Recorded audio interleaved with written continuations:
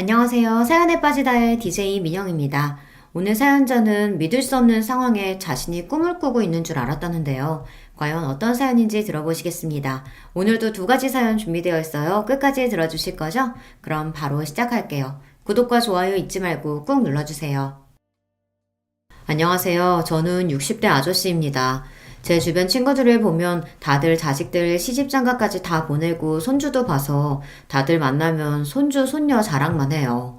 일도 다 은퇴하고 아내와 등산도 다니고 여행도 다니면서요. 그런데 제 삶은 또래 친구들과는 좀 다릅니다. 저는 혼자 살아요. 그리고 회사도 하나 운영하고 있습니다. 제 인생에 있어 가장 중요한 게 바로 제 회사예요.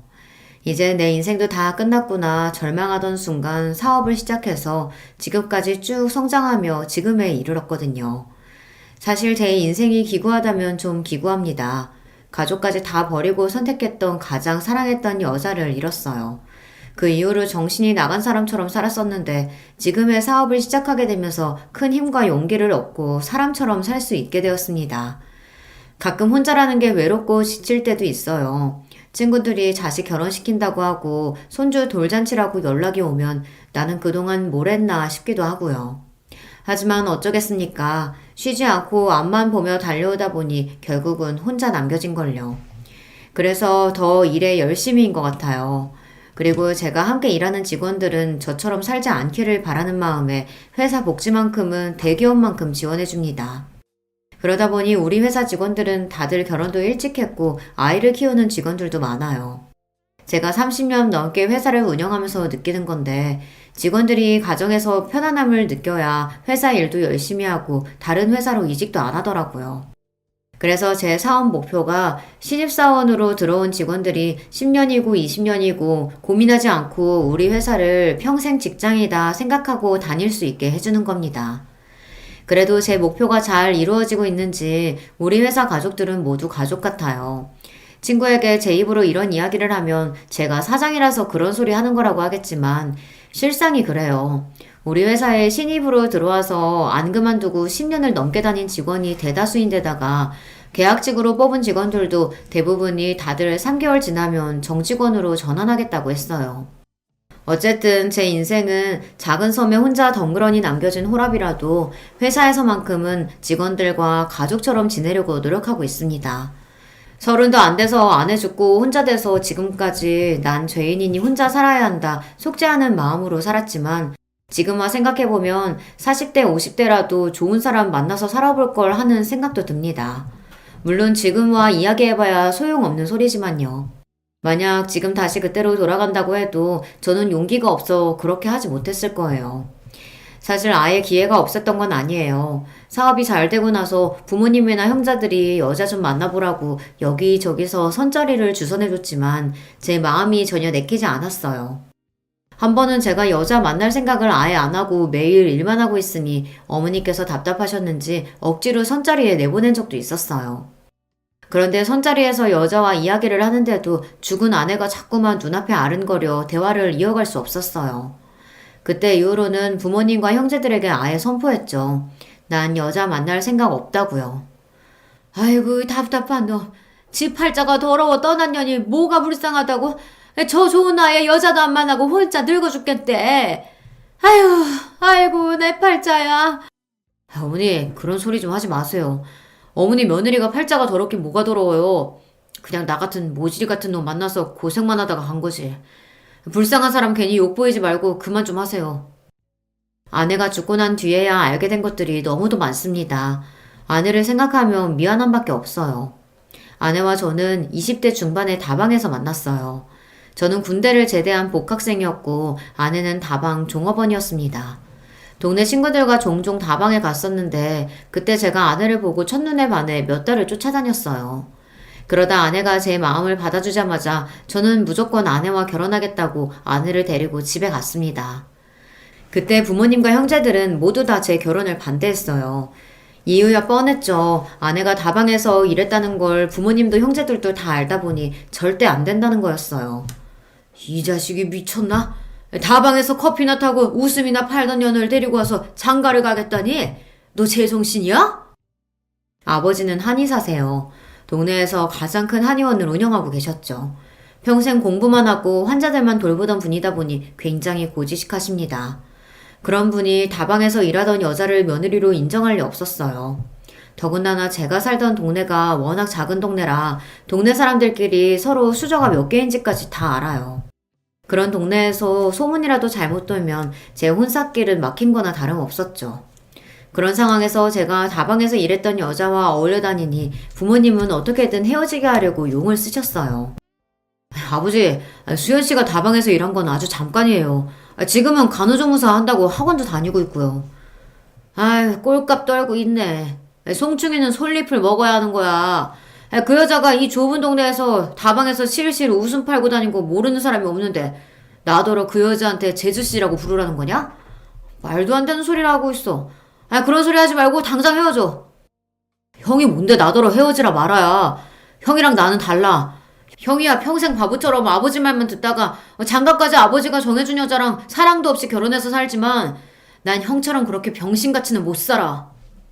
뭐? 병신? 너 지금 말 다 했냐? 이놈의 새끼가 인생 망하게 생긴 거 기껏 도와줬더니만 고마운 줄은 모르고. 누가 도와달래? 나는 나대로 행복하게 잘 살 거니까 신경 끄고 형이나 잘해. 형은 장남이라는 이유로 평생 아버지가 시키는 대로 하고 살아왔습니다. 한의원을 운영하시는 아버지의 뒤를 잇기 위해 비행기 조종사라는 꿈도 접고 한의대에 갔어요. 거기다가 대학 졸업하자마자 아버지께서 소개한 여자와 선을 봐서 2달도 안 돼서 식을 올렸죠. 형이 그렇게 바보처럼 살았으니 부모님은 제 돌발 행동을 아예 이해 못 하시는 거죠. 아이고, 그만 못해? 그런 말도 안 되는 년 하나 때문에 너희가 왜 싸워?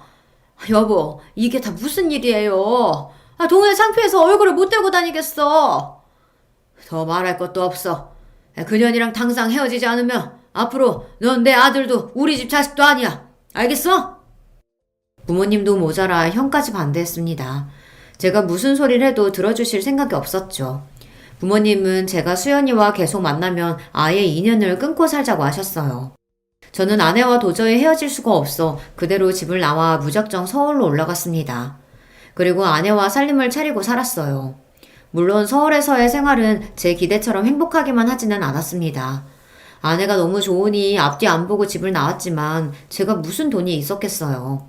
닥치는 대로 뭐든 하면서 아내를 먹여 살려야겠다 이런 생각만 있었습니다. 저는 새벽부터 나가서 밤 늦게까지 공사 현장에서 일했어요.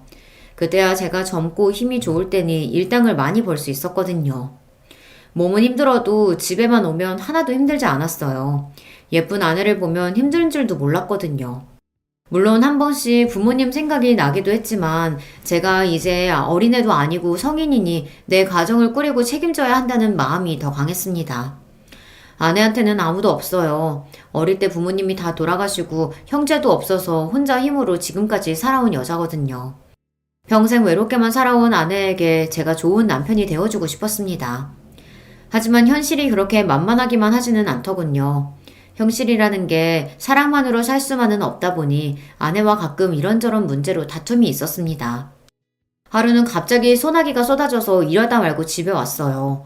그런데 집에 있어야 할 아내가 없더라고요. 저는 시장이라도 갔나 싶어 우산을 들고 아내를 찾아 집 밖으로 나왔는데 아내가 동네에서 고깃집 하는 남자와 함께 우산을 쓰고 걸어오고 있더라고요. 저는 그 모습을 보자마자 눈이 휙 돌아서 성큼성큼 걸어갔습니다. 그리고 아내 옆에 있던 남자의 어깨를 툭 쳤어요. 남의 아내 옆에 찰싹 붙어서 뭐 하는 거야? 저리 안 꺼져? 아내? 그게 갑자기 비가 쏟아져서 우산만 좀 씌워준 거예요. 제 말에 남자는 화들짝 놀라더니 잠깐 우산만 씌워준 거라며 당황해서 달려가더군요. 제 반응에 아내도 당황했는지 시장 보다가 비가 갑자기 쏟아져서 갈비집 앞에 서 있었는데 남자가 우산이 있다면서 잠깐 앞까지 씌워준 거래요.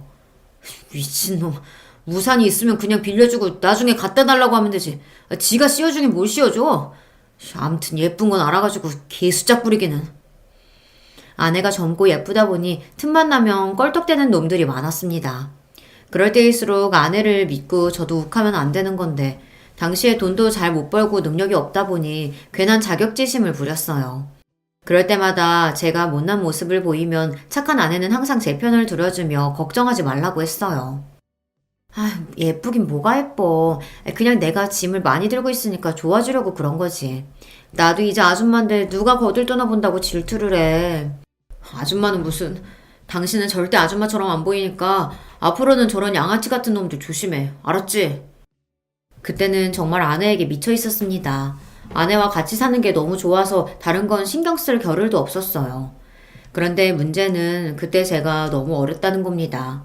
사회 경험이 좀 있었다면 그렇게 막무가내로 무식하게 살지는 않았을 텐데 지금 당장 눈앞에 보이는 일만 생각하느라 아내의 마음을 헤아리지 못했어요. 아내는 제가 집을 나와 제대로 된 직장도 없이 막노동하고 사는 걸 걱정했어요. 열심히 공부해서 그 좋은 대학도 나온 사람이 괜히 나 때문에 졸업도 못해서 이런 힘든 일이나 하고 있고 내가 너무 미안해. 지금이라도 괜찮으면 다시 대학 다니면서 졸업하는 거 어때? 돈은 내가 나가서 벌게. 아내를 만났을 당시 졸업까지 딱 반년을 남겨둔 상태였는데 부모님의 반대로 서울로 올라오느라 졸업을 못했습니다. 아마 출석을 하지 않아서 유급이 됐을 거예요. 저는 그런 것들이 전혀 아깝지도 후회되지도 않았는데 아내는 제가 학업을 마치지 못한 게 자신 때문이라고 생각하는지 자꾸만 저에게 미안하다고 했어요. 그러면서 툭하면 본인이 나가서 돈을 벌 테니 저더러 공부를 마저 하라고 했습니다. 당신이 나가서 무슨 돈을 번다고 그래? 왜? 내가 못 믿어서 그래? 내가 못나서 당신 또 다방이나 나가게 할 것 같아? 그런 말이 아니잖아. 내가 당신이 있는데 다방에 나가긴 왜 나가? 나도 지금 당장 어디 식당이라도 나가서 설거지라도 하면 우리 생활비는 벌 수 있으니까 당신이 고생 안 했으면 해서 그러는 거지. 제가 못난 놈입니다. 남들이 아내가 다방에서 일했다는 이야기를 하는 건 죽기보다 싫어하면서 저도 모르게 화가 나면 아내 앞에서 그런 소리를 해댔어요. 지금 생각하면 제가 그럴 때마다 아내가 얼마나 속상했을까 너무 미안해요. 지금까지 그 고생하면서 살았으면 됐지. 식당은 또 무슨 식당이야. 내가 나가서 막노동하는 게 걱정되면 지금이라도 당장 나가서 내가 번듯한 직장 구해올게. 그러니까 내 걱정은 하지 말고 우리 빨리 아이부터 갖자. 알았지? 야반도주하듯 아내와 서울로 도망왔으니 아내와는 제대로 혼인신고도 하지 못했어요. 그래서 어린 마음에 아이부터 빨리 가지면 아버지도 어쩔 수 없이 저와 아내 사이를 허락해 주실 거라고 확신했습니다. 그러던 중 제가 생각지도 못한 걸 발견하고 말았습니다. 주말 아침 아내가 교회에 갔길래 혼자 라면이라도 끓여 먹으려고 서랍장을 열었더니 거기에 무슨 약이 하나 있더라고요. 그 약은 다름 아닌 피임약이었습니다. 제가 얼마나 아이를 갖기 원하는지 아내도 알면서 저 몰래 피임약을 먹고 있었다는 건 너무나도 충격이었어요. 저는 그날 아내에게 처음으로 심하게 화를 냈습니다. 이게 뭐냐고. 내가 아이를 얼마나 원하는지 모르냐고 따졌죠. 그러자 아내가 하는 말이 자신은 지금 당장 아이를 낳을 생각이 없답니다. 지금 우리 형편에 애는 무슨 애야. 내가 임신이라도 하면 당신 아버지가 허락해 주실 거라고 기대해서 그러나 본데 내가 보기엔 내가 새로 태어나기 전까지 당신 부모님께 허락 못 받을 거야. 당신한테 우리 부모님이 심하게 구신 건 나도 알지만 애까지 가진 며느리한테 반대하시진 않을 거야. 내가 알아. 우리 아버지 말은 그렇게 해도 은근 마음 약하다니까. 마음이 약해? 마음이 약해서 나한테 2년 전연 하시면서 아들 인생 망치지 말라고 그렇게 소리를 지르셨어? 차가운 눈으로 매몰차게 말을 하는데 제가 아는 아내가 아닌 것 같았어요. 사실 그때 저도 충격받았습니다. 그 전까지 저희 아버지나 어머니 그리고 형에게 별의별 모욕적인 소리를 들어도 아내가 저에게 우리 집 식구들에 대한 나쁜 소리를 한 적이 없어요. 제가 미안하다고 사과를 해도 항상 괜찮다고 했습니다. 저와 사는 동안은 본인이 감수해야 할 일인 것 같다고요. 제가 바보였습니다. 좋아하는 남자의 부모에게 그런 모진 소리까지 들었는데 괜찮을 사람이 어디 있겠어요. 당연히 많이 힘들고 도망가고 싶었겠죠. 저는 아내에게 할 말이 없었습니다. 스스로가 너무 이기적이라는 생각이 들었거든요. 제가 아내와는 헤어지고 싶지 않고 그렇다고 평생 부모님과 등지며 살고 싶지는 않으니 사랑한다는 이유만으로 옆에 있는 아내를 가장 힘들게 하고 있었던 거예요. 도저히 할 말이 떠오르지 않아 저는 입을 다물어 버렸습니다. 우리 상황에서 애까지 낳아서 키우면 그 애한테는 못할 짓 하는 거야. 난 내 자식은 나처럼 크게 하고 싶지 않아. 그제야 생각해보니 제가 아이를 갖자고 이야기했을 때 아내가 한 번도 좋아, 우리 아이 낳자라고 이야기한 적이 없다는 걸 깨달았어요. 아내는 저와 달리 우리의 미래를 더 깊게 생각한 겁니다. 지금 같은 형편의 아이를 낳으면 그 아이가 행복하게 클 수 없다고 판단한 거죠. 그 이후 저와 아내의 사이가 전과는 조금 달라졌습니다. 아내는 어딘가 묘하게 강하고 단단해진 느낌이 들었고, 저는 그런 아내가 언젠가 철없는 저에게 질려서 떠나버리면 어쩌나 겁이 났습니다. 그래서 부지런히 아내에게 든든한 남편이 될 수 있는 일을 찾았어요. 공사 현장을 다니면서 알게 된 현장 소장님이 있었는데 그분이 저를 좋게 보시고 아는 건설 사무소에 소개를 해줬습니다. 다행히 쉽게 취직이 돼서 저는 처음으로 양복을 입고 출근을 하게 됐습니다. 아내도 제가 새벽이 아니라 남들 출근할 때 출근하고 퇴근할 때 집에 들어오니 좋다고 하더라고요. 저도 아침마다 제 넥타이를 목에 걸어주는 아내의 모습을 보는 게 좋아 더 열심히 해야겠다 하는 생각이 들었습니다. 직장에 다니고 나니 신기하게도 집안이 안정적으로 변한다는 느낌이 들었어요.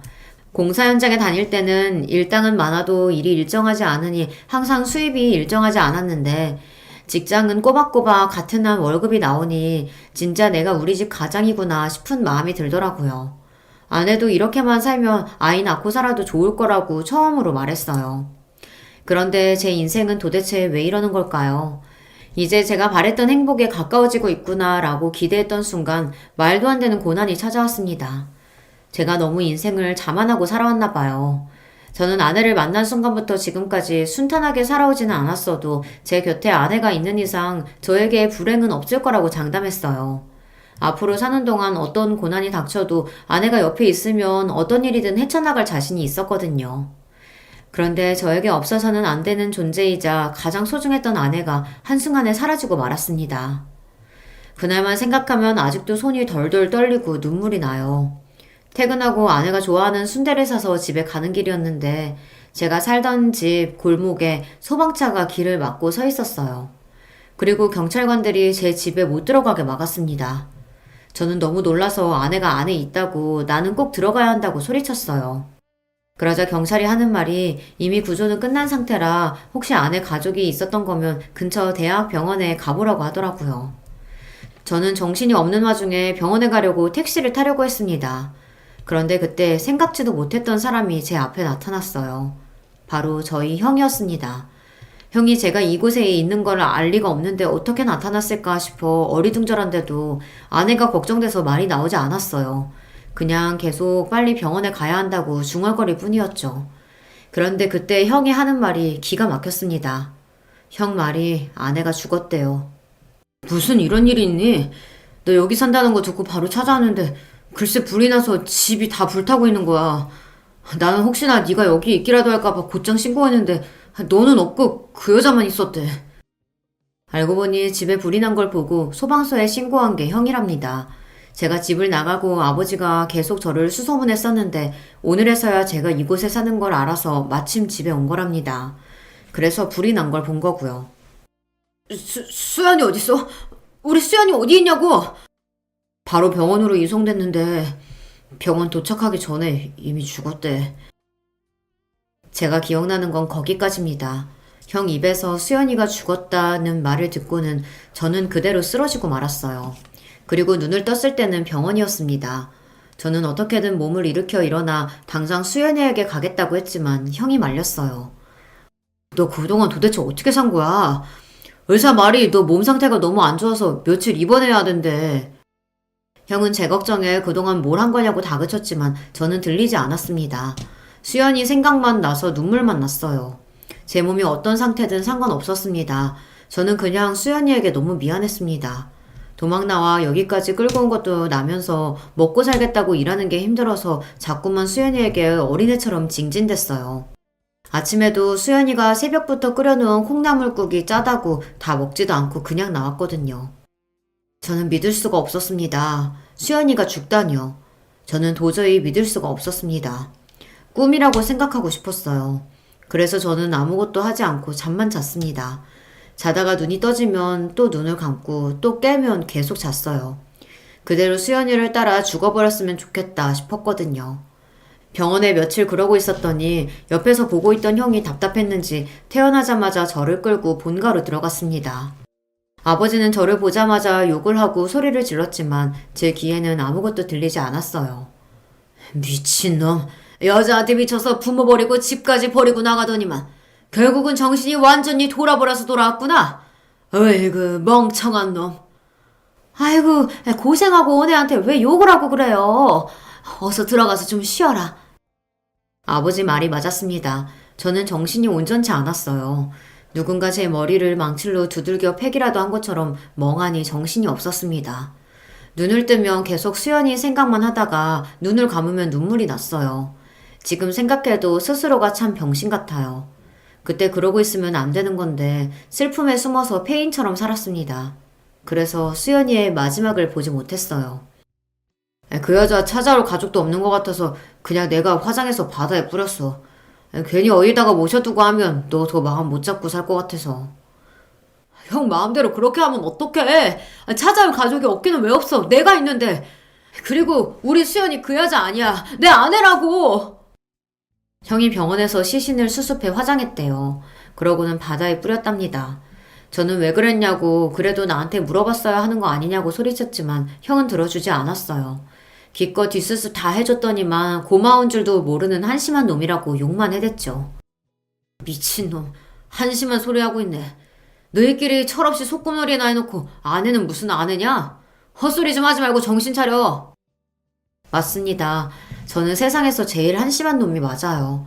사랑하는 여자 하나 지키지 못하고 마지막 가는 길까지 배웅해주지 못했으니까요. 더 가슴 아픈 건 저에게 남은 게 아무것도 없다는 겁니다. 부모님께 허락도 못 받고 야반도주 한 거라 둘이 혼인신고도 하지 않은 채 살았어요. 거기다가 집이 다 불타버렸으니 제 물건이나 수연이 물건까지 싹 다 사라져 버렸습니다. 그렇게 생각하니 더 힘들었습니다. 마치 제가 수연이를 만나 사랑하고 함께 살았던 시간이 현실이 아니라 꿈만 같았거든요. 수연이는 제 마음속에 꿈처럼 찾아왔다가 꿈처럼 사라졌습니다. 저는 수연이가 죽었다는 걸 인정하는 데까지 꼬박 1년이 걸렸습니다. 1년 동안 집 안에 처박힌 채 폐인처럼 지내다 함께 서울로 올라가기 전까지 수연이와 연애하면서 주고받았던 편지들을 방에서 찾았어요. 그 편지들을 하나하나 보고 나니 내가 이러고 있으면 안 되겠다라는 생각이 들더라고요. 수연이가 나를 보며 가장 행복해했던 그때처럼 제가 책임감 있는 모습으로 살아야겠다 다짐했어요. 그래서 다시 서울로 올라갔습니다. 부모님과 형은 뭐하러 서울에 다시 올라가냐고 하시며 그냥 여기서 새로운 직장 구하라고들 하셨지만 그러고 싶지 않았어요. 조금이나마 아내와의 추억이 남아있는 그 동네로 다시 돌아가고 싶었습니다. 거기서 원래 다니던 직장을 다니면서 착실하게 돈을 모으기 시작했어요. 그리고 몇 년 되지 않아 모은 돈을 기반으로 저도 건설 사무소를 차렸습니다. 제가 다른 능력은 없어도 영업 능력은 좀 타고났는지 손대는 일마다 일이 술술 풀려 금방 자리 잡고 10년 사이에 직원 2명에서 30명까지 늘어날 정도로 성장했어요. 최근에 사무실이 늘어서 직원이 50명이 넘었으니 꽤 규모가 커졌죠. 부모님은 두 분 다 돌아가시기 전까지 제 걱정만 하다가 돌아가셨어요. 그래도 제가 50 정도 됐을 때까지는 부모님이 어떻게든 장가를 보내려고 수단과 방법을 가리지 않으셨었는데 제가 전혀 여자도 만나지 않고 나가는 선자리마다 파토를 내고 들어오니 언제부턴가는 아예 포기하시더라고요. 그나마 하는 사업이 잘 되기 시작하니 오히려 한시름 놓았다고 하셨어요. 그러던 중 아버지가 먼저 돌아가시고 어머니께서 몇 년 전에 돌아가셨는데 어머니께서 이상한 소리를 하셨습니다. 그때 내가 너희 아버지나 형한테 그러지 말라고 말렸어야 했는데 나는 네가 그 애만 없으면 멀쩡하게 결혼해서 잘 살 줄 알았어. 나까지 너랑 걔한테 그런 상처 줘서 미안해. 아휴, 그 어리고 고운 애가 혼자 얼마나 힘들게 살았을까.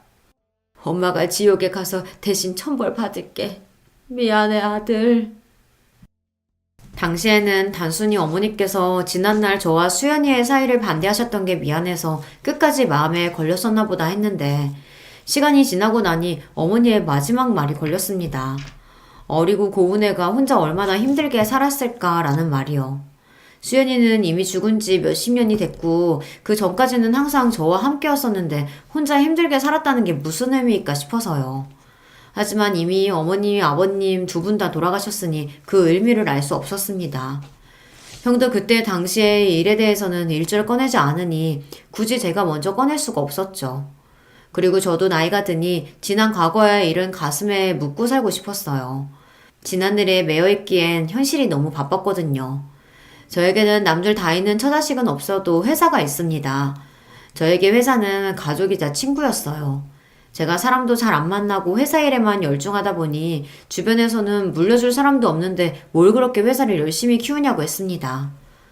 그렇게 돈 많이 벌어봐야 물려줄 자식도 없는데 나중에 어떡하려고 회사 일만 죽어라 하면서 사냐? 돈도 벌 만큼 벌었는데 좀 쉬엄쉬엄 하면서 운동도 하고 여행도 좀 다니고 그래. 너 그러다 과로로 늙어 죽으면 하늘나라 가서도 후회한다. 내가 물려줄 사람이 없게는 왜 없어. 우리 회사 직원들이 있는데 나 죽기 전에 나랑 같이 고생했던 직원들한테 다 나눠주고 갈 거야. 다들 제 말을 믿지 못했지만 저는 진심이었습니다. 저에게 남은 게 뭐가 있겠어요. 회사 달랑 하나인데 그 회사 위에 자신의 평생을 바쳐 열심히 일한 직원들에게 모두 다 주고 가고 싶었어요. 저는 이런 이야기를 직원들에게 종종 합니다. 직원들도 처음 들었을 땐 대표가 술에 취해서 술주정을 하나 보다 하지만 함께 오래 일한 직원들은 제 마음을 알아요. 제가 회사와 우리 직원들을 얼마나 소중하게 생각하는지요. 저에게 회사 직원들이 가족이나 다름없었습니다. 그래서 직원들 경조사에는 무슨 일이 있어도 참석하고 회사에서 지원해줄 수 있는 만큼 지원을 해줬어요. 제게는 가장 소중한 회사를 위해 일해주는 직원들이 걱정 없이 행복해야 제 회사를 위해 더 힘써줄 걸 아니까요. 회사에 2, 3년 전 입사한 남자 직원이 하나 있어요. 대학 졸업하고 다른 회사 다니다가 경력직으로 입사했는데 함께 일하는 직원들이 다들 칭찬하더라고요. 나이에 비해 성숙하고 일도 깔끔하게 잘한다고요. 사실 그 전까지는 다른 회사에서 일하다 온 직원이니 그렇게 눈여겨보지는 않았어요. 우리 회사 특성상 신입사원으로 들어와서 대부분 오래 일한 직원들이 많아서 다른 회사에서 이직해온 사람은 어쩐지 의리가 없다는 느낌이 들었거든요. 그런데 몇 년 지켜보다 보니 직원들 말대로 사람이 괜찮았어요. 왜 나이가 들면 그런 게 다 보이잖아요. 아무리 회사 상사고 대표라 예의를 지키고 잘한다고 해도 이 사람이 가정교육을 어떻게 받았는지 집안 분위기는 대략 어떨 것 같은지 좀 보이더라고요. 제가 제 자식은 안 키워봤어도 30년 넘게 혼자 운영하면서 수많은 직원들을 뽑고 겪어봤으니 그런 안목이 좀 생기더라고요. 그 직원은 누가 봐도 화목한 가정에서 가정교육을 잘 받은 것 같아 보였어요. 그 직원이 3년차쯤 됐을 때 회식 자리에서 처음으로 사적인 이야기를 좀 했는데요. 경력직이라고 해도 이제 회사에 들어온 지 3년이 된 대리다 보니 저와는 따로 이야기를 나눌 기회가 없었어요. 그런데 회식 자리에서 제 건너편에 앉았더라고요. 흔히들 직장 동료들과 이야기를 나누듯 여자친구는 있냐, 집은 어디냐 이런 식의 이야기를 나눴는데 둘이 이야기를 나누다 보니 훨씬 더 사람이 괜찮아 보였어요. 술이 꽤 들어간 상태로 사적으로 대표를 대하는데도 눈이 총명하고 흐트러지는 거 없이 말을 예의 바르게 잘하더라고요. 거기다가 결혼할 여자친구가 있는데 어머니가 혼자시라 마음이 쓰인다는 고민까지 털어놨어요. 어머님이 혼자서 아들을 아주 바르게 잘 키우셨네. 아버지께서 하늘에서 보시면 많이 뿌듯해 하시겠어. 늙으면 이게 문제입니다. 요즘 젊은 사람들은 아무리 회사 대표라도 직원들 가정사에 이러쿵저러쿵 떠드는 거 싫어한다는데 제가 또 그걸 잊고 오지랖을 부렸어요. 어머니가 혼자 계신다는 말에 저는 당연히 아버지가 돌아가셨다는 이야기인 줄 알았습니다. 아버지께서 돌아가셨는지는 저도 사실 잘 몰라요. 그냥 제가 태어나기 전에 부모님이 헤어지셨다고만 들었거든요. 직원의 말에 저는 순간 당황해서 바로 사과했습니다. 내가 늙어서 뭘 모르고 괜한 주책을 부렸다고요. 그러자 직원이 아니라고 오히려 손사래를 쳤어요. 아니에요, 대표님. 제가 괜히 제 개인적인 이야기를 해서 그렇죠. 대표님이 너무 편하게 잘해주셔서 제가 너무 말을 많이 했나 봐요. 신경 쓰지 마세요. 이런저런 이야기를 나누다 보니 참 요즘 사람 같지 않게 마음 씀씀이가 따뜻하고 속이 깊은 것 같더라고요. 그래서 나중에 회식이 끝나고 돌아갈 때 우리 회사에 오래 있어달라고 대표로서 아부 좀 했습니다. 그러자 알겠다고 꼭 그렇게 하겠다고 크게 대답하며 활짝 웃어 보이는데 그 모습이 마치 저의 젊은 날을 보는 것 같아 기분이 좋았습니다. 그 이후로도 그 직원을 보면 제 기분이 좋았어요. 언제나 활기차고 열심히 하는 모습을 보고 있으면 저도 힘이 생기면서 원동력이 되더라고요. 사람 마음이 다 똑같은 게 얼마 뒤 승진 심사가 있었는데 저를 도와주는 이사와 부장들 모두가 과장으로 그 친구를 모두 추천하더라고요. 입사한 지 오래되진 않았어도 모든 역량에서 다른 직원들보다 훌륭하다고요. 저는 행복했습니다. 사업이라는 게 제가 아무리 열심히 해도 주변 상황이 따라주지 않으면 안 되는 거잖아요. 저는 상황도 알아서 잘 따라주고 직원 복까지 있는 것 같아 항상 감사하는 마음으로 살았습니다. 그리고 종종 아내를 보내줬다는 바다에 가서 그런 이야기들을 늘어놓고는 했어요. 당신 덕분에 나만 호강하고 사네. 너무 보고 싶다. 제가 생각해도 주책인 게 아내를 떠나보낸 지가 30년이 훌쩍 넘었는데도 저는 아직도 아내를 잊지 못했어요. 물론 그때 사진을 보고 있으면 저도 기가 막혀요. 아내는 젊고 예뻤던 모습 그대로 제 마음에 남아있지만 저는 쭈구리 할아버지가 되었으니까요. 얼마 뒤 좋은 소식을 들었어요. 최근 과장으로 승진한 그 직원이 올해 연애한 여자친구와 결혼한다고 하더라고요. 저는 진심을 다해 축하했습니다. 그리고 필요한 게 있으면 언제든 이야기하라고 했어요. 얼마 뒤 직원의 결혼식 날이 밝았습니다. 그날은 아침부터 뭔가 기분이 좋았어요. 결혼식장에 택시를 타고 가는데 벚꽃도 예쁘고 날씨도 좋아서 저도 모르게 발걸음이 가볍더군요. 그럴 때 보면 저도 나이를 헛먹었어요. 이 나이에 벚꽃을 보고 설레는 걸 보면 말이죠. 평소 제가 아끼던 직원이기도 하고 저에게 주례를 부탁했으니 서둘러 결혼식장으로 향했습니다. 처음 하는 주례라 긴장돼서 택시를 탔어요. 준비한 주례사를 한 번이라도 더 읽어보려고요. 사실 제가 결혼은 했었어도 호적상은 미혼이고 자식도 없잖아요.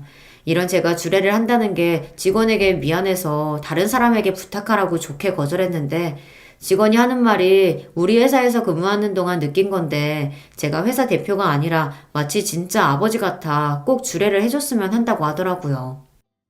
사실 제가 아버지가 없이 자라서 아버지가 계시면 어떤 느낌일까 많이 궁금했었는데 대표님께서 저 결혼 준비한다고 휴가도 넉넉하게 주시고 신혼집에 모텔하고 보너스도 주셔서 정말 감사했어요. 사장님께서 꼭 주례해 주셨으면 좋겠는데 한 번만 더 생각해 주세요. 이렇게 이야기하는데 어떻게 모르는 척을 하겠어요. 저도 고민할 것도 없이 알겠다고 제가 주례를 하겠다고 했습니다. 직원들 앞이라 분위기에 휩쓸려 하겠다곤 했는데 긴장이 되기는 많이 되더라고요. 택시에 내려서도 연신 숨을 몰아쉬었어요. 결혼식장을 보니까 더 떨리더라고요. 꼭 대학 수능 시험 보러 가던 심정 같기도 해서 그대로 도망가고 싶은 마음마저 들었습니다. 그런데 도망갔으면 큰일 날 뻔했어요. 그날 결혼식장에서 말도 안 되는 사람을 보고 말았거든요. 제가 죽기 전까지는 절대 볼 수 없을 거라고 생각했던 사람, 바로 아내를 만났습니다. 지금 생각해도 믿기지 않아요. 분명 죽은 줄 알았던 사람인데 그 사람이 어떻게 제 눈앞에 있나 싶어서요. 이게 도대체 무슨 말이냐고요. 결혼식장에 들어서서 오늘의 주인공인 회사 직원을 찾았어요. 직원은 멋진 턱시도를 입고 저를 보자마자 웃으며 다가오더군요. 그러더니 곧장 접수대에 서 있는 가족에게 저를 소개했어요. 어머니, 이쪽은 우리 회사 대표님이세요. 대표님, 이쪽은 저희 어머니십니다. 푸른 치마와 옥색 저고리를 입은 우아한 모습의 여자분이 고개를 돌리는데 저는 보자마자 놀라서 그 자리에 주저앉고 말았습니다.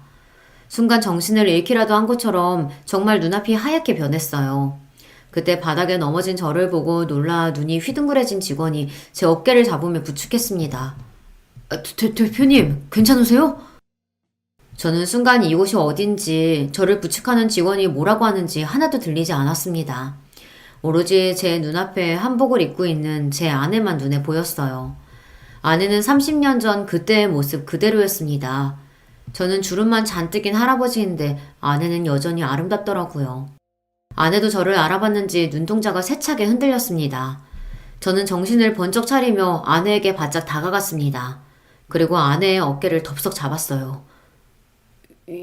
여보, 수연아, 당신이 어떻게 여기 있을 수가 있어? 당신이 살아 있었던 거야? 그 순간 제 뒤에 있던 직원이 놀라서 휘둥그레진 표정으로 저를 밀어냈어요. 대표님, 지금 뭐 하시는 거예요? 우리 어머니께 여보라뇨. 이 손 놓으세요. 아내를 만났다는 놀라움에 손에 힘이 바짝 들어간 저는 직원이 제 손을 떼어놓으려고 하는데도 손이 떨어지질 않았어요. 그 순간 아내도 당황했는지 못 볼 걸 보기라도 한 것처럼 손을 떨었습니다. 주영아, 이 사람이 왜 여기 있어? 너희 회사 대표님 결혼도 안 한 싱글이라고 하지 않았어? 아내도 이 상황이 혼란스러운 건지 말까지 더듬으며 어쩔 줄 모르더군요. 그러더니 제 눈도 쳐다보지 못하고 혼잣말을 중얼거렸어요. 당신 분명 다른 여자랑 결혼해서 외국에 있다고 했는데 어떻게 지금까지 혼자 살고 있었지? 엄마, 왜 그래? 지금 혼자 뭐라고 하는 거야? 엄마도 우리 대표님이랑 아는 사이인 거야? 그 순간 믿을 수 없는 일이 벌어졌습니다. 아내가 직원의 손을 잡았어요. 그러더니 하는 말이 충격적이었습니다. 주영아, 사실은 이 사람이 바로 네 아버지야. 엄마는 정말 몰랐어. 이 사람이 너희 회사 대표일 줄은 정말 몰랐다고. 그 순간 저도 직원도 둘 다 너무 놀라 말문이 턱하고 막히고 말았습니다. 지난 3년 동안 직원으로만 생각했던 친구가 글쎄 제 친아들이었답니다.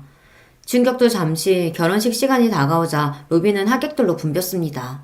저는 이대로 줄에는 절대 설 수 없을 것 같아 결혼식장에 부탁해서 급한 대로 업체에 주례를 부탁했어요.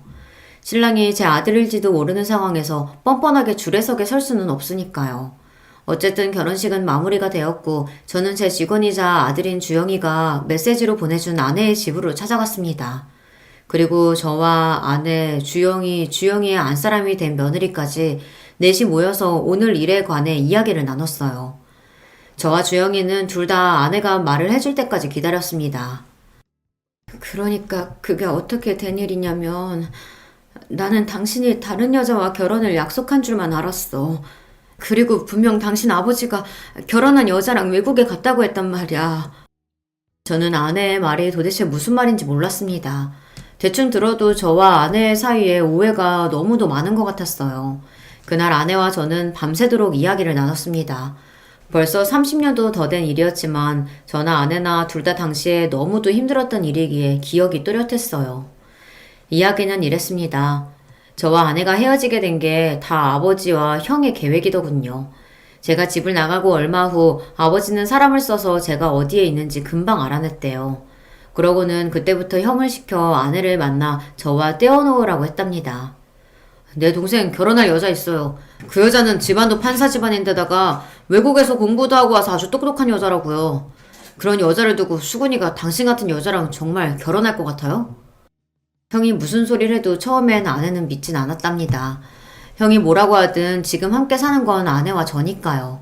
아내도 저와 헤어질 생각 없다고 당당하게 말했대요. 그래서 저에게도 말 안 하고 아무 일도 없다는 듯 지낸 거고요. 그런데 얼마 지나지 않아 형이 또 찾아왔답니다. 그러더니 아내에게 하지 말아야 할 모진 소리까지 한 거죠. 우리가 이런 짓까지는 안 하려고 했는데 당신이 하도 거머리처럼 내 동생한테서 안 떨어져서 내가 뒷조사를 좀 했거든? 당신 고등학교도 졸업 못하고 이 동네 저 동네 다방에서 몸 팔고 다니다가 유부남이랑 바람 피워서 그 유부남 마누라한테 고소도 당했다면서? 그건 유부남인지 모르고 만난 거였어요. 그 남자가 속여서 정말 몰랐다고요. 아내가 저를 만나기 전에 만났던 남자가 작정하고 유부남인 걸 속이는 바람에 아내는 그 남자의 아내에게 고소까지 당했었대요. 그 일을 형이 알아낸 거고요. 합의금도 못 내서 구치소까지 갔다 왔다던데 그런 더러운 몸으로 감히 내 동생을 넘봐? 지금 당장 내 동생이랑 안 헤어지면 이 사실 내 동생한테 다 말할 거니까 그런 줄 알아. 제발 그러지 마세요. 다 옛날 일이고 정말 모르고 그런 거예요. 벌써 다 받았다고요. 주제를 알아야지. 우리 집안에서 당신 같은 여자의 며느리를 인정이나 할 것 같아? 그나마 지금 헤어지면 아버지가 월세 보증금 정도는 준다고 하니까 돈이라도 줄 때 먹고 떨어져. 형은 하다하다 아내의 과거까지 들춰내며 아내의 치부를 알아냈나 봐요. 아내와 제가 다방에서 만나긴 했지만 그 전의 일은 제가 모르다 보니 아내는 절대 저에게 지난 과거를 들키고 싶지 않았다고 하더라고요. 그래서 형이 자신의 과거를 알았다고 했을 때 심장이 철렁 내려앉았답니다. 그 일을 제가 알게 되면 당연히 헤어지자고 할 것 같아서요. 제가 지금 당장 헤어지자고 해도 수근 씨가 나랑 절대 안 헤어지겠다고 할 거예요. 아내는 어떻게든 저와 헤어지고 싶지 않아 눈물을 뚝뚝 흘리며 특별한 명분이 없으면 제가 쉽게 헤어져 주지 않을 거라고 했지만 형은 그런 걱정은 하지 말라고 했답니다. 우리가 다 알아서 할 거니까 그쪽은 수근이 앞에서 더러운 과거 다 까발려주고 싶지 않으면 돈 줄 때 이거나 받고 그냥 빨리 짐이나 싸서 나가요. 괜히 버티지 말고. 아내는 결국 저와 헤어지는 길을 택한 거죠. 지금이야 그깟 과거 뭐라고 그런 일 때문에 나를 버렸나 싶지만 당시에 아내도 저도 둘 다 20대의 어린 나이였으니 깊게 생각은 못했을 거예요. 아내도 무서웠답니다. 자신의 과거를 내가 알게 되면 만약 내가 변해버리면 그게 더 힘들 것 같았대요. 집에 불이 난 건 아내도 나중에 알았답니다. 형이 다 알아서 하겠다고만 했지 어떻게 할지는 말하지 않았으니까요. 더군다나 형이 준 돈으로 집까지 구하고 얼마 뒤 아내는 임신이라는 걸 알았답니다. 그래서 다시 저와 살던 집으로 찾아갔는데 그때 이미 집이 다 불타고 사라져서 어떻게 해야 할지 몰라 제가 살던 고향집으로도 찾아갔었는데 그때 하필이면 우리 아버지를 만나 말도 못하고 쫓겨났답니다. 이런 여우 같은 년이 여기가 어디라고 왔어? 우리 수근이 너 같은 거 진작 다 했고 결혼해서 외국 나가서 잘 살고 있으니까 괜히 앞길 막지 말고 다시는 여기 찾아오지 마. 아버지의 말을 그대로 믿은 아내는 다시는 저를 찾아오지 않겠다 다짐하고 서울로 올라와 악착같이 살았답니다. 아내의 이야기는 회사 직원인 주영이에게 여러 번 들은 적이 있습니다. 어머니께서 혼자 자신을 키우느라 안 해본 일 없이 쉬지 않고 일하셨다고요. 아들로서 그런 어머니가 존경스럽다고 이야기하는 걸 회식 때마다 들은 적이 있습니다. 저는 이제야 평생 풀리지 않았던 퍼즐이 맞춰지는 것 같았어요. 퇴근하고 집에 돌아왔더니 갑자기 집에 불이 나 있었고 아내가 있다고 울부짖는 저에게 갑작스레 찾아온 형이 아내가 죽었다고 했으니까요. 저는 모두가 원망스러웠습니다. 저와 아내가 얼마나 서로를 사랑했는데 아버지와 형의 잔인한 계획으로 인해 저와 아내는 30년을 넘게 서로를 오해한 채 헤어져 지냈으니까요. 그러는 동안 제 아들은 아버지도 없이 30년을 살았어요. 저는 너무 억울해서 이대로 넘어갈 수는 없었습니다. 저는 곧장 형을 찾아가 난동을 피웠습니다.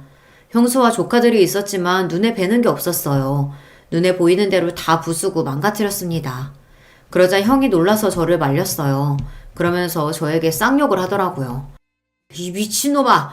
너 몇 년 동안 형한테 연락도 안 하고 지내더니 다짜고짜 찾아와서 이게 무슨 짓이야? 아무 일도 없다는 듯 뻔뻔하게 구는 형의 얼굴을 보는데 저는 더 미쳐버리겠더군요. 그때 장식장 한편에 놓여있는 가족 사진이 눈에 들어왔습니다. 아버지와 어머니께서 살아생전에 형 가족과 함께 찍은 사진이었어요. 그 사진을 보는 순간 저는 눈이 돌아버리는 것 같았습니다. 저는 그대로 성큼성큼 다가가 액자를 바닥에 던져버렸어요. 쨍그랑 소리와 함께 액자가 깨져버렸습니다. 제 가정은 멋대로 파탄내놓고 본인들은 행복하게 웃고 있는 꼴이 우스웠거든요. 형 좋아하네. 너 같은 새끼가 무슨 형이야? 동생 인생 망쳐놓고 너는 새끼들이랑 좋았니? 나랑 내 새끼는 30년 동안 생이별 시켜놓고 너는 좋았냐고! 저는 소리를 지르는 건지 울분을 토해내는 건지 모를 정도로 눈물이 펑펑 쏟아졌습니다. 텔레비전을 부수고 액자를 부순들 무슨 소용이 있겠어요. 이런다고 해서 제 지난 시간이 다시 돌아오는 것도 아닌데요. 저는 모든 순간이 다 후회가 됐습니다. 그때 불이 나서 아내가 죽어버렸다는 것에 너무 충격받아 말도 못할 정도로 바보가 될 게 아니라 내 손으로 아내를 찾아 묻고 모든 일을 정리했어야 했어요. 그랬다면 아내가 죽지 않았다는 걸, 아내의 뱃속에 제 아들이 살고 있었다는 걸 다 알았을 텐데 모든 일이 후회됐습니다. 하지만 어쩌겠어요. 지나간 시간은 돌아오지 않는걸요. 저는 지나간 시간을 후회하지 않고 남은 시간을 알차게 쓰기로 했습니다. 저는 곧장 변호사부터 고용해 형을 고소했어요. 아버지 어머니도 싹 고소하고 싶었지만 이미 돌아가셨으니 고소할 사람이 형밖에 없더군요. 지난 30년 동안 형 때문에 아내가 감쪽같이 죽었다고 생각하고 살았으니 그 피해 보상을 받아야 했습니다. 물론 시간이 너무 지나서 증거도 없고 증인도 없지만 형이 죗값을 받을 때까지 끝까지 싸울 거예요. 저는 아직도 소송 중입니다. 그리고 최근엔 아내와의 오해도 하나하나 풀며 지내고 있어요. 30년이란 세월을 단 며칠 만에 뛰어넘을 수는 없겠지만 지난날 제 실수와 잘못을 인정하고 반성하면서 아내와 다시 잘 지내보려고 합니다. 아들과도 마찬가지입니다. 바로 얼마 전까지 직원과 대표 사이였으니 갑자기 부자지간으로 지낸다는 게 쉽지는 않지만 제가 많이 노력하고 있습니다. 아내와도 아들과도 함께 못다한 시간만큼 하루하루 더 값지게 쓰려고요. 저야 지금이라도 당장 아내와 살림을 합치고 싶어요. 지금까지 30년을 떨어져 지냈으니 단 하루라도 더 함께 살고 싶거든요. 아들도 조심스럽긴 하지만 그렇게만 되면 좋다고 했어요. 안 그래도 저까지 결혼해서 나가서 엄마 혼자 사시는 게 걱정됐었는데 엄마한테도 좋은 남자친구가 있으면 좋죠. 아들은 아직 저를 아버지라고 부르지는 않아요. 회사에서 매일 만나다 보니 아직도 대표님이라고 부릅니다. 그래도 다행인 건 저를 아내의 남자친구로 인정은 해줘요. 그리고 저는 올해 크리스마스에 프로포즈를 준비 중입니다. 아내는 둘 다 이제 나이도 많은데 뭐하러 결혼하냐고 하지만 저는 죽기 전에 아내와 꼭 혼인신고를 하고 같이 살고 싶어요. 아들도 제 호적에 올리고요. 그래서 지금까지 아들과 아내에게 해주지 못한 걸 모두 다 해주고 싶습니다. 예전엔 가난해서 아내에게 좋은 옷 한 벌 못 사줬지만 지금은 집도 사주고 회사도 다 아들에게 줄 거예요. 죽을 때 저에게 10원도 남아있지 않아도 아들과 아내에게 주고 갈 수만 있다면 그거로 저는 이 세상 편하게 떠나갈 수 있을 것 같아요. 여러분께서 제 프로포즈 꼭 성공할 거라고 응원하는 댓글 좀 많이 달아주세요. 여러분의 댓글이 저에게 큰 힘이 될 것 같습니다. 끝까지 저의 이야기 들어주셔서 감사합니다. 저처럼 인생의 끝자락에 새로운 시작을 준비하는 모든 분들 응원합니다. 안녕하세요. 저는 지방 사는 70대 여자입니다. 요즘 세대는 그래도 덜하지만 우리 시대 때는 시집살이 때문에 고부 갈등이 참 많았어요. 제 주변에도 눈물 없이는 들을 수 없는 시집살이가 참 많습니다. 그런데 저는 결혼하고 한 번도 시어머니에게 쓴소리를 들어본 적이 없어요. 이런 사람 좋은 시어머니는 가을에 별세하셨는데 그래서 가을이 되면 시어머니가 그렇게 생각이 납니다. 인생이라는 게 참 우여곡절이 많고 어떻게 흘러가는지 예상 못하잖아요. 저 역시도 최근에 아주 놀라운 일이 있었습니다. 믿기 힘들었고 그 과정을 겪으며 상처도 많이 받았어요. 하지만 지금은 조금 괜찮아져서 이렇게 사연으로 제보하게 되었습니다. 저에게 무슨 일이 있었는지 궁금하시죠? 바로 시작하겠습니다. 저는 20살 성인이 되자마자 남편과 결혼했어요. 고등학교를 나오지도 못하고 공장에서 일했는데 그 이유는 제 아버지 때문입니다. 우리 아버지는 술을 정말 사랑하는 분이셨어요. 평소에는 사람이 아주 멀쩡했는데 술만 마시면 말 그대로 개가 되는 사람이었습니다. 어릴 때는 학교에 다녀오다 길거리에서 누가 싸우고 있어서 보면 그게 우리 아버지였어요. 너무 창피해서 얼굴을 가리고 도망을 다닌 적도 많습니다. 경찰서에 하도 불려가니까 나중에는 경찰 아저씨와 저는 서로 인사할 정도로 가까워졌어요. 아버지는 술을 마시면 그렇게 집안 살림을 다 부셨습니다. 안 그래도 가난해서 집에 물건도 별로 없는데 다 때려 부수니까 남아있는 가전제품도 말을 안 들었어요. 이 과정에서 엄마에게 손도 많이 대셨습니다. 결국 엄마는 아버지의 저런 행동에 더는 못 참겠다고 제가 중학생 때 한밤중에 벼랑간 갑자기 집을 나갔어요. 사실 엄마가 이렇게 갑작스럽게 집을 나가는 행동을 몇 번 했었거든요. 그래서 이번에도 곧 돌아올 줄 알고 언니랑 기다렸습니다. 그런데 엄마는 그 뒤로 행방을 아예 감추었어요. 엄마의 최종 가출 이후에는 진짜 살면서 엄마의 소식을 들어본 적도 없습니다. 오죽하면 언니가 그냥 죽었다고 생각하고 살라고 했었죠.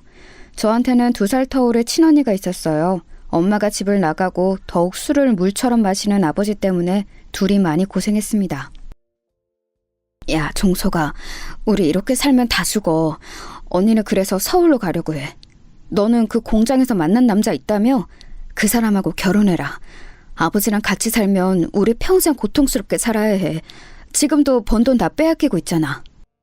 언니는 저에게 아버지랑 하루라도 빨리 떨어져야 한다고 했어요. 그러면서 본인은 서울로 가서 아버지와 연락을 끊고 저랑만 인연을 이어가겠다고 했습니다. 저는 아버지 때문에 공장에서 억지로 일했었는데 월급을 제 손으로 만져본 적이 없어요. 왜냐하면 월급날이 되면 아버지는 그걸 알고 공장 앞까지 찾아왔습니다. 퇴근한 제가 돈 봉투를 받으면 그걸 그대로 들고 가서 술을 사서 마셨어요. 월급을 주지 않으면 공장 앞에서 술병을 던지며 행패를 부리고 저에게 손을 대기도 하셨습니다. 그래서 어쩔 수 없이 주고는 했어요. 그런 아버지의 행패를 막아주었던 한 남자가 있는데 그 사람이 언니가 말한 제 첫 남자친구였어요. 저보다 3살 많은 남자였는데 그렇게 저는 그 사람과 결혼까지 하게 되었습니다. 저는 정말 살고 싶은 마음에 그 남자에게 결혼하자고 했던 거였어요. 아직도 제가 결혼하자고 했더니 놀란 눈으로 저를 쳐다보던 남편이 기억납니다. 우리 집은 당연히 해줄 수 있는 게 아무것도 없었어요. 도망치고 싶어서 결혼하는 사람이었는데 제가 무엇을 들고 갔겠어요. 아버지에게 저 결혼한다고 통보하고 집을 나서는데 뒤에서 욕하는 소리가 들렸습니다. 무서우면서 한편으로는 너무 다행이고 해방감을 느꼈어요. 가난했던 것은 우리 집뿐만이 아니었습니다. 남편의 집도 넉넉한 사정은 전혀 아니었어요. 사실 우리 세대는 모두가 가난한 세대였거든요. 그렇게 얼떨결에 남편의 집에서 결혼 생활이 시작되었습니다. 저는 엄마가 없었고 남편은 아버지가 안 계셨어요. 너무 안타깝게 결혼하기 바로 전에 병으로 돌아가셨다고 하더라고요. 장남인 남편 밑으로 시동생이 무려 5명이 있었습니다. 시어머니와 남편이 밖에서 돈을 벌어 식구들을 먹여 살리고 있었어요. 시어머니는 말수가 적고 온화한 분이셨습니다. 혼자 그 많은 자식의 밥을 하는 게 얼마나 대단해 보였는지 모릅니다. 결혼해서 저도 며느리로 그 집에서 같이 사니까 저는 당연하게 살림해야 한다고 생각했어요. 그래서 청소하고 빨래하고 요리하고 그렇게 지냈는데 제가 열심히 집안일을 하면 시어머니는 제 손을 꼭 잡고 늘 이렇게 말씀하셨습니다. 아가, 네 고운 손이 망가질까봐 무섭다. 우리 아들하고 결혼해줘서 고마워. 우리 평생 행복하게 살자. 내가 아가 네 엄마라고 생각하고 살아. 알겠지? 얼마나 사람이 대단한 분인지 아시겠죠? 저는 이런 시어머니 덕분에 고부 갈등을 전혀 겪지 않았어요. 친정아버지 때문에 도망치듯 결혼했는데 시어머니를 잘 만나서 다행이었습니다. 아버지와 사이가 안 좋으니 저는 명절에도 집에 가지 않았어요. 만나봤자 돈을 달라고 행패를 부리거나 술을 마시고 동네 사람들과 싸울 게 뻔했거든요. 그래서 저는 시어머니의 친정에도 같이 다녔습니다. 누가 보면 우리를 시어머니와 며느리가 아닌 엄마와 딸로 착각할 정도로 사이가 좋았어요. 이렇게만 말하면 제가 아주 행복한 결혼 생활을 했던 것 같죠? 그런데 전혀 아니에요. 왜냐하면 남편의 도박 중독 때문에 제가 얼마나 고생을 많이 했는지 몰라요. 남편은 결혼 전에는 전혀 안 그랬다고 하던데 결혼하고 정말 우연히 도박을 한번 해보더니 거기에 푹 빠지게 되었습니다. 공장에서 번 돈을 집에 가져오지 않고 그대로 도박장에 들고 갔어요. 시어머니와 저는 그런 남편을 찾으러 온 동네를 뒤지고는 했습니다. 결혼하고 저는 집에 있느라 공장에서 일하지 않았거든요. 남편이 벌어오는 돈으로 우리가 살았는데 저렇게 가장이 책임감 없이 행동하니 기가 막혔습니다. 시어머니도 간간히 용돈벌이로 남의 집 옷을 수선했는데 그걸로 우리가 먹고 살기엔 너무 부족했어요. 이런 남편 때문에 제가 얼마나 마음고생을 했는지 모릅니다. 하지만 이럴 때마다 시어머니가 제 손을 잡고 울면서 당신이 대신 미안하다고 해서 마음이 약해졌어요. 남편을 저 대신 때리면서 정신을 차리라고 몇 번을 말씀하셨죠. 물론 남편은 시어머니와 제가 아무리 말려도 들은 척도 하지 않았습니다. 심지어 있던 집을 담보로 도박해서 우리는 단칸방으로 이사 가기까지 했어요. 시동생이 무려 5이라 단칸방에서 잠을 잘 때는 똑바로 눕지도 못했습니다. 그 지경까지 가니 저도 집에 있을 수는 없었어요. 그래서 공장에 나가서 급하게 제가 돈을 벌었습니다. 이렇게 힘들게 사느라 임신은 저에게 다른 세상 얘기였어요. 남편은 약 3년 동안 도박에 빠져 살다가 간신히 정신을 차렸어요. 그 이유는 바로 막내 시동생이 병에 걸렸거든요. 그것도 이유를 제대로 알 수 없는 병이었어요. 남편이 밖에서 도박하고 돌아다녀서 시어머니와 제가 일하느라 시동생들을 제대로 챙길 수가 없었습니다. 그래서 막내 시동생이 한밤중에 열이 펄펄 나도 해열제만 계속 먹였어요. 그러다 어느 날은 아침에 깨어나질 않아 급하게 병원에 데려갔더니 불치병이라는 거예요. 이유를 알 수 없으니 병원에 입원한 상태로 있었는데 돈이 정말 많이 들었습니다. 둘째 시동생이 학교도 가지 않고 병원에서 간호하느라 고생이었어요. 막내는 생사로 오가고 시어머니와 저도 힘들어서 안 아픈 곳이 없으니 그제야 남편은 정신을 차렸습니다. 그래서 곧바로 집 앞에 있는 인쇄회사에 들어갔어요. 가서 제일 말단 직원으로 일을 시작했습니다. 시어머니와 저는 남편이 그렇게 일반 사람처럼 직장에 다닌다는 것만으로도 좋았어요. 돈을 버는 사람이 늘어나니까 확실히 조금이라도 사람 사는 것처럼 살 수 있게 되었습니다. 남편이 회사에 들어가고 저는 첫째를 임신하게 되었어요. 제가 임신하자 시어머니는 또 제 손을 꼭 잡고 아주 좋아하셨습니다. 저도 아이를 가지니까 책임감도 생기고 좋았어요. 무엇보다 남편이 제 임신 소식을 듣자 회사를 더 열심히 다니기 시작했습니다. 사장님께서 저에게 대놓고 남편이 다른 사람이 된 것 같다고 하실 정도로요. 그때는 이제는 진짜 제 인생이 평탄하게 흘러갈 줄 알았답니다. 하지만 역시 그것도 제 착각이었어요. 저는 첫째를 가졌을 때 입덧이 매우 심했는데 뭘 먹으려고 하면 자꾸 속에서 뭐가 올라오는 느낌이 들었어요. 입에 대는 것은 물론이고 음식 냄새를 맡는 것도 힘들었습니다. 유일하게 신맛이 나는 것은 먹을 수가 있었어요. 그런 저를 위해 시어머니는 시장에 가서 시고 달달한 과일을 정말 매일 사다 주셨습니다. 신선한 것을 먹어야 한다고 쟁여놓지 않고 새벽 시장에 가서 사오셨어요. 남편이 해야 하는 일을 시어머니가 해주셨어요. 아가, 너 뭐 하는 거니? 임신했는데 이렇게 집안일하고 그러면 애 떨어진다. 빨리 가서 누워있어. 내가 할 테니까 가서 과일 먹으면서 쉬어라, 응? 어머니, 저 괜찮아요. 병원에서도 조금씩 움직이는 것은 오히려 아가한테 좋다고 하더라고요. 어머니는 6명이나 낳으셨잖아요. 그러니까 어머니야말로 가서 누워 계세요.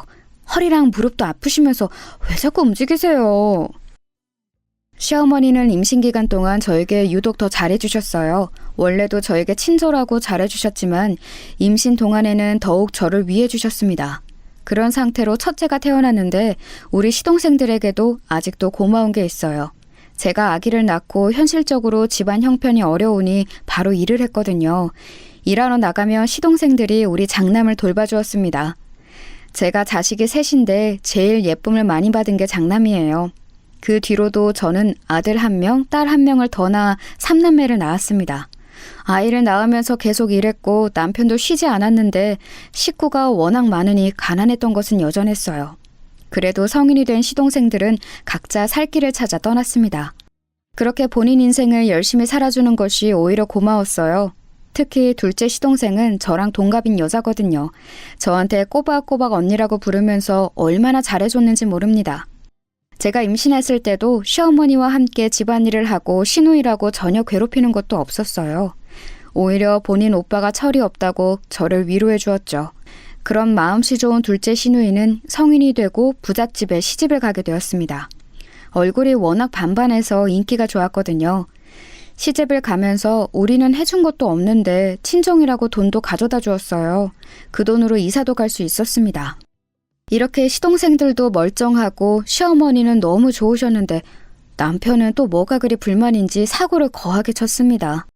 잘 다니던 인쇄회사를 갑자기 가족들의 상의도 없이 그만두었거든요. 퇴사라는 말을 저에게 한 번도 하지 않고 말 그대로 갑자기 하루아침에 그만두었습니다. 여러분, 혹시 사업병이라는 단어 들어보셨나요? 남편은 본인이 인쇄회사에서 일해보니 자기도 회사를 운영할 수 있겠다고 말하더라고요. 그러면서 자기를 믿어달라고 했습니다. 시어머니와 저는 격렬하게 반대했어요. 왜냐하면 그때 첫째 나이가 겨우 9살이고 막내의 나이는 3살이었어요. 아이들이 너무 어린데 위험한 선택을 하는 것이 저는 도저히 이해할 수 없었습니다. 시어머니도 남편을 얼마나 말렸는지 모릅니다. 저랑 시어머니는 필사적으로 남편을 말렸어요. 하지만 남편은 우리가 말린다고 들을 사람이 아니었어요. 남편은 그렇게 막무가내로 회사를 그만두고 사업을 시작했습니다. 심지어 그렇게 사업을 시작하며 둘째 시누이의 남편에게 돈까지 빌렸어요. 이렇게 시작한 사업이 잘 되었으면 저도 고생을 덜 했을 거예요. 그런데 안타깝게도 사업은 잘 풀리지 않았습니다. 오히려 빚만 날이 갈수록 늘어났어요. 이 과정에서 둘째 시누이는 친정과 연을 끊게 되었습니다. 남편이 자꾸 시누이의 남편에게 돈을 빌려서 부부 사이가 나빠졌다고 원망했어요. 시누이는 이렇게 살면 본인까지 오빠 때문에 죽을 것 같다고 연을 끊었습니다. 빚을 얼마나 낸 건지 집에 빚쟁이들이 쉬지 않고 찾아왔어요. 돈 내놔! 내 피 같은 돈을 가져갔으면 갚아야 할 것 아니야! 한 달만 주면 2배로 갚는다며? 그래놓고 지금 3달이 지났어. 돈 안 내나? 어? 그럼 몸이라도 팔아서 돈을 구하란 말이야. 네 몸을 팔기 싫으면 아이라도 내놔. 내가 확 팔아버리게. 안 돼요. 저기 안 돼요. 차라리 남편을 데려가세요. 우리 아이들은 죄가 없어요. 애들은 아무것도 몰라요. 제발요. 빚쟁이들은 집에 매일 찾아와서 우리를 괴롭혔어요. 심지어 아이를 데려간다며 우리 막내를 실제로 들고 집을 나가려고 했습니다. 그래서 시어머니와 저는 무릎을 꿇고 빌었어요. 그 사건이 있고 저는 인생을 포기하고 싶었습니다. 친정아버지 복도 없는데 남편 복까지 없는 불우한 인생이었어요. 아니면 그냥 차라리 삼남매를 데리고 도망을 가야 하나 생각도 들었습니다. 남편을 생각하면 속에서부터 우라가 치밀었어요. 그런 제 마음을 눈치챘는지 시어머니는 저에게 미안하다고 우셨어요. 미안하다고 당신께서 사과하시는데 마음이 좋지 않더라고요. 남편은 그래도 조금만 기다려달라고 했지만 이미 수중에 남은 재산은 하나도 없었어요. 기다린다고 잘 풀릴 것 같지도 않았습니다. 결국 시어머니와 저는 급한 대로 아주 작은 식당을 시작하게 되었어요. 우리 시어머니의 최고 장점이 요리를 매우 잘하는 거예요. 손재주가 워낙 좋아서 손으로 하는 모든 일에 재능이 있으셨습니다. 그래서 수선일도 잘하셨는데 무엇보다 음식을 매우 잘하세요. 그래서 아주 작은 식당을 열고 아침부터 밤까지 운영했어요. 시어머니와 저 그리고 시동생들은 식당 일에 매달렸습니다. 새벽부터 시장에 가서 재료를 사고 한 분의 손님이라도 더 오게 하려고 노력했어요.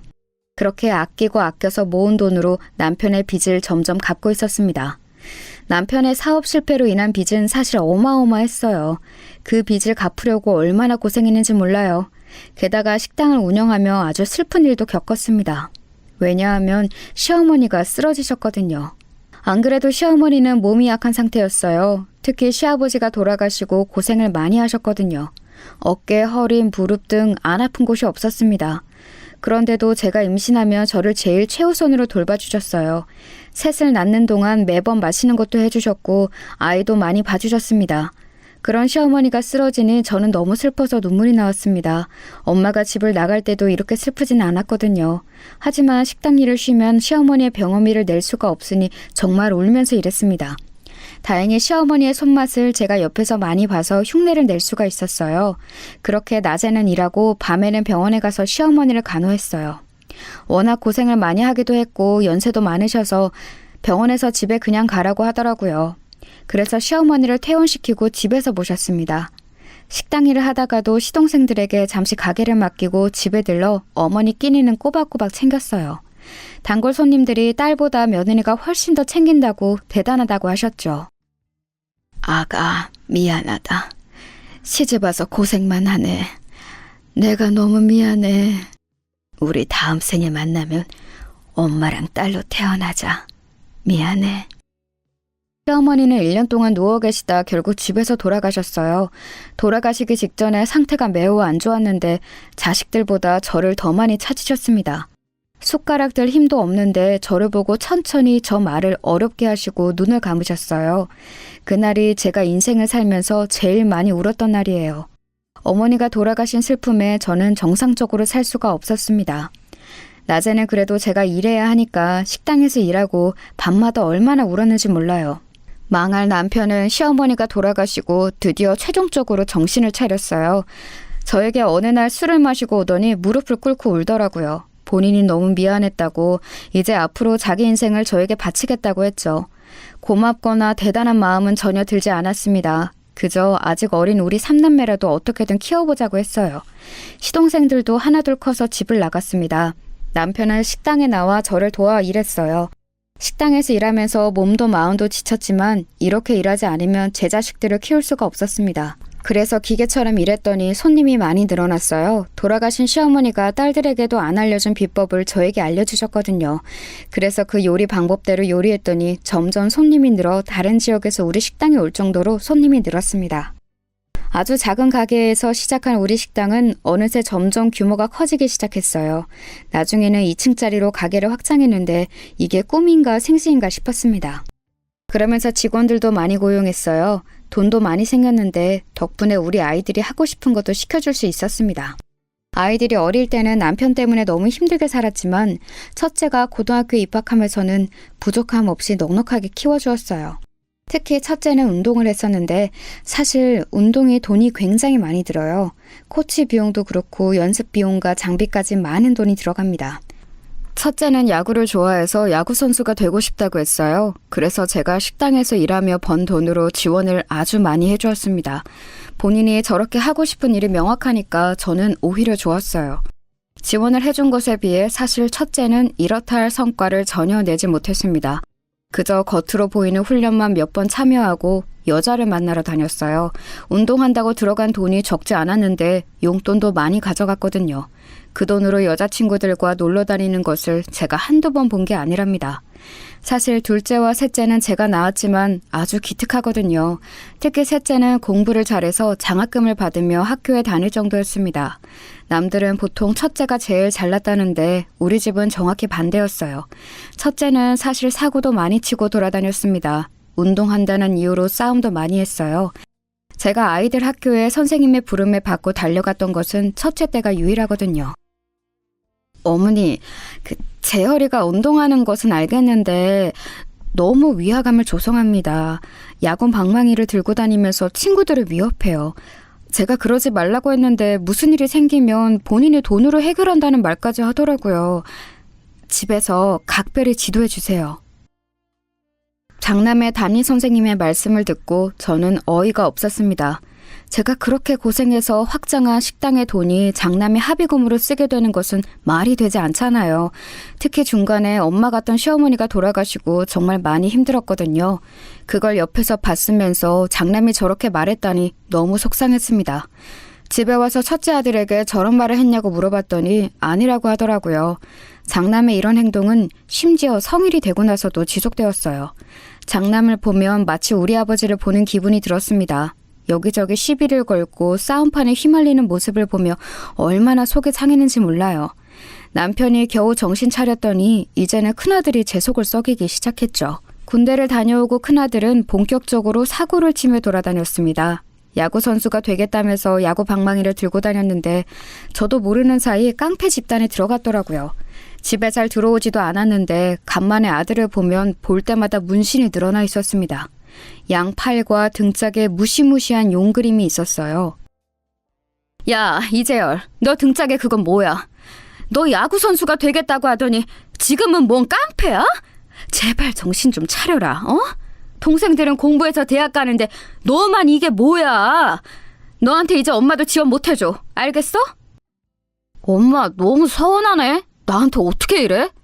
나 정신 차리고 살 테니까 그럼 가게 하나만 열어줘요. 술집 하나만 열어주면 쥐 죽은 듯이 살게. 어? 제발. 나 각서도 쓸게. 보다못한 제가 이제 지원을 못 해준다고 하자 장남은 오히려 가게를 열어달라고 했습니다. 본인의 인맥으로 술 장사를 하면 반드시 대박이 날 거라고 하더라고요. 그런 장남을 보며 한숨이 나왔어요. 어렸을 때부터 고생하면서 제가 잠도 못 자면서 식당을 운영했는데 장남은 그걸 뻔히 알면서 술집을 차려달라고 했습니다. 둘째와 셋째는 알아서 본인 산길을 잘 찾아가고 있었어요. 저는 아무리 장남이어도 괘씸한 마음이 들어 열어주지 않으려고 했습니다. 그런데 남편이 그때 저를 설득했어요. 동생들이 잘 나가니까 본인이 얼마나 마음고생이 심했겠냐고 하더라고요. 이번이 마지막이라 생각하고 술집을 열어주자고 했습니다. 제 인생에 엮인 남자들은 도대체 왜 이 모양이가 싶었어요. 하지만 남편과 장남의 끊임없는 설득에 저는 진짜 이번이 마지막이라고 하고 가게를 하나 열어주게 되었습니다. 그리고 이 결정은 아직도 후회하고 있어요. 첫째 아들은 제가 술집을 열어주자 아주 좋아했습니다. 그러면서 본인 친구들을 초대해서 매일 술파티를 하기 시작했어요. 같은 동네라 지나가며 보면 매일 술에 취해 있었습니다. 그래도 본인을 믿어달라고 큰 소리를 워낙 친 상태라 믿고 기다렸어요. 그런데 첫째는 장사할 깜냥이 없었습니다. 일단 제일 문제인 것은 장남의 태도였어요. 운동하던 습관이 남아있어 허세가 가득했습니다. 그래서 마치 군대처럼 직원들을 대했어요. 또 본인의 기분이 나쁘면 그게 다 티가 나는 사람이었습니다. 심지어 손님하고 싸워서 경찰까지 출동하는 사태가 일어났어요. 오죽하면 우리 식당의 단골 손님이 아들 술집 왜 저러냐고 할 정도였어요. 장사하는 분들은 아실 텐데 사실 맛은 거기서 거기고 서비스가 참 많은 것을 차지하거든요. 특히나 한국 사회에서는 친절하면 반은 먹고 들어간다고 할 정도랍니다. 그런데 아들은 손님에게 친절하게 대하지를 않고 오히려 본인의 기분이 나쁘면 위협해서 경찰까지 출동하게 만들었어요. 예, 재열아. 엄마가 말하는 거 기분 나쁘게 듣지 말고, 응? 내가 장사를 몇 년을 했는지 알지? 일단 친절하게 웃으면서 대하면 손님들도 그거 알고 다시 찾아준단 말이야. 그러니까 네 기분 상했다고 너무 그렇게 대하지 마. 아우, 내가 알아서 한다고요. 엄마는 도대체 왜 나한테만 뭐라 그래? 내가 지금 엄마 도움받아서 가게 차렸다고 엄마 마음대로 내 가게를 조종하려고 하는 거야? 여기는 내가 사장이니까 내가 알아서 하겠다고 하잖아. 노파심의 엄마 마음으로 최대한 좋게 말하려고 해도 장남은 기분 나쁘게 반응했어요. 심지어 장남이 조폭 집단에 들어가서 그 조폭들이 가게에 오니까 손님들은 무섭다고 오지 않았습니다. 조폭들끼리 술집에서 노는 모습을 보면 일반인들은 당연히 무서움을 느끼잖아요. 제가 그걸 말했더니 자기를 가만히 두라고 소리를 지르는 모습에 저는 아들이지만 정이 떨어졌어요. 그러다 장남은 본인 가게에서 일하던 21살짜리 여자 직원과 결혼식을 올리기도 전에 아기를 가지게 되었습니다. 저는 처음에 장남이 무슨 어린 여자를 데려왔길래 무슨 일인가 했어요. 임신했다고 이 여자와 결혼한다는데 할 말이 없었습니다. 그 어린애는 머리도 노랗게 염색하고 딱 봐도 질이 좋지 않았어요. 친정 부모님도 안 계셔서 18살 때 가출했다고 하더라고요. 도대체 장남이 왜 저렇게 된 건지 저는 알 수가 없었습니다. 제가 비록 일하느라 바빠서 아이들에게 정성을 쏟지는 못했던 것은 맞아요. 하지만 우리 세대에는 다 그러고 살았고 똑같이 자랐는데 둘째와 셋째는 멀쩡했거든요. 저는 도저히 이해할 수가 없었습니다. 그래도 내 자식이 결혼한다고 하니 가만히 있을 수는 없더라고요. 가게 근처에 신혼집을 급하게 마련해 주었어요. 며느리는 혼수로 들고 온 것이 아무것도 없었지만 일단 임신했으니 싫은 소리를 하기도 싫었습니다. 또 며느리를 보니 우리 시어머니 생각이 그렇게 나더라고요. 저한테 천사처럼 대해주셨던 시어머니를 생각하며 저도 며느리에게 잘해주려고 얼마나 노력했는지 모릅니다. 며느리는 임신해서 움직이기 힘들다고 집안일을 하나도 하지 않았어요. 그래서 제가 식당 일을 직원에게 맡기고 가서 대신 청소와 빨래를 해주기도 했습니다. 그렇게 하는데도 고맙다는 말을 전혀 들어본 적이 없어요. 출산한 며느리는 마치 상전처럼 굴었습니다. 어찌나 먹고 싶은 게 많은지 이것저것 요구하는 것도 많았어요. 저는 그래도 첫 손주니까 며느리가 그렇게 먹고 싶다고 하면 어떻게든 구해주었습니다. 그리고 저도 식당에서 시장으로 일하니까 바빠서 시집살이를 시킬 시간도 없었어요. 그래서 미안한 마음에 용돈도 자주 주었습니다. 그런데 장남 부부는 그런 용돈을 너무 당연하게 여겼어요. 어머니, 이제 우리 성현이 돌이잖아요. 먹는 양도 늘어났는데 용돈도 늘어나야 하는 거 아닌가요? 요즘 애아빠 가게가 잘 되는 것도 아니라 먹고 사는 게 너무 힘들어요. 어머님이 많이 도와주셔야 우리가 아무 탈 없이 살아요. 며느리는 제 얼굴을 보면 대놓고 돈을 요구했어요. 처음에는 그래도 장남이 결혼하고 남들과 싸워서 경찰서에 가지는 않아 그것만으로도 다행이라 많이 챙겨주었습니다. 그런데 저도 사람인지라 당연하게 제 돈을 자기들처럼 사용하는 모습에 서운하기 시작했어요. 제가 부잣집에서 태어난 것도 아니고 부잣집으로 시집온 것도 아니잖아요. 고생이란 고생은 다 하고 살았는데 그렇게 모은 돈을 아무 노력도 하지 않고 쓰는 것이 아니꼬였습니다. 아무리 부모 마음이 자식들에게 다 해주고 싶어도 이건 아니었어요. 저는 인간 대 인간으로 본인의 인생은 본인이 책임져야 한다고 생각합니다. 그런 점에서 둘째와 셋째는 아주 기특했어요. 공부로 장학생으로 들어가서 제가 따로 용돈을 주지 않아도 알아서 잘 먹고 잘 살았거든요. 반면 장남 부부는 어째 날이 갈수록 요구하는 조건이 늘어났습니다. 심지어 며느리는 아기를 키우는 게 힘들다고 어찌나 징징댔는지 몰라요. 이제 막 걷기 시작한 돌쟁이 손주를 우리 가게에 데려와서 맡기고 자기는 놀러 다녔습니다. 사장님, 내가 사장님 며느리니까 아무 말 안 하고 있었는데 저거는 너무 심하지 않아요? 사람이 양심이 어디 있는 거야? 큰애들도 보면 너무해요. 사장님이 그렇게 돈 들여서 가게 차려줬으면 고맙다고 해야지. 매번 와서 죽는 소리야. 내 팔자가 이런가 봐. 나도 큰애들만 보면 속이 갑갑해. 그래도 결혼하더니 적어도 패싸움은 안 하잖아.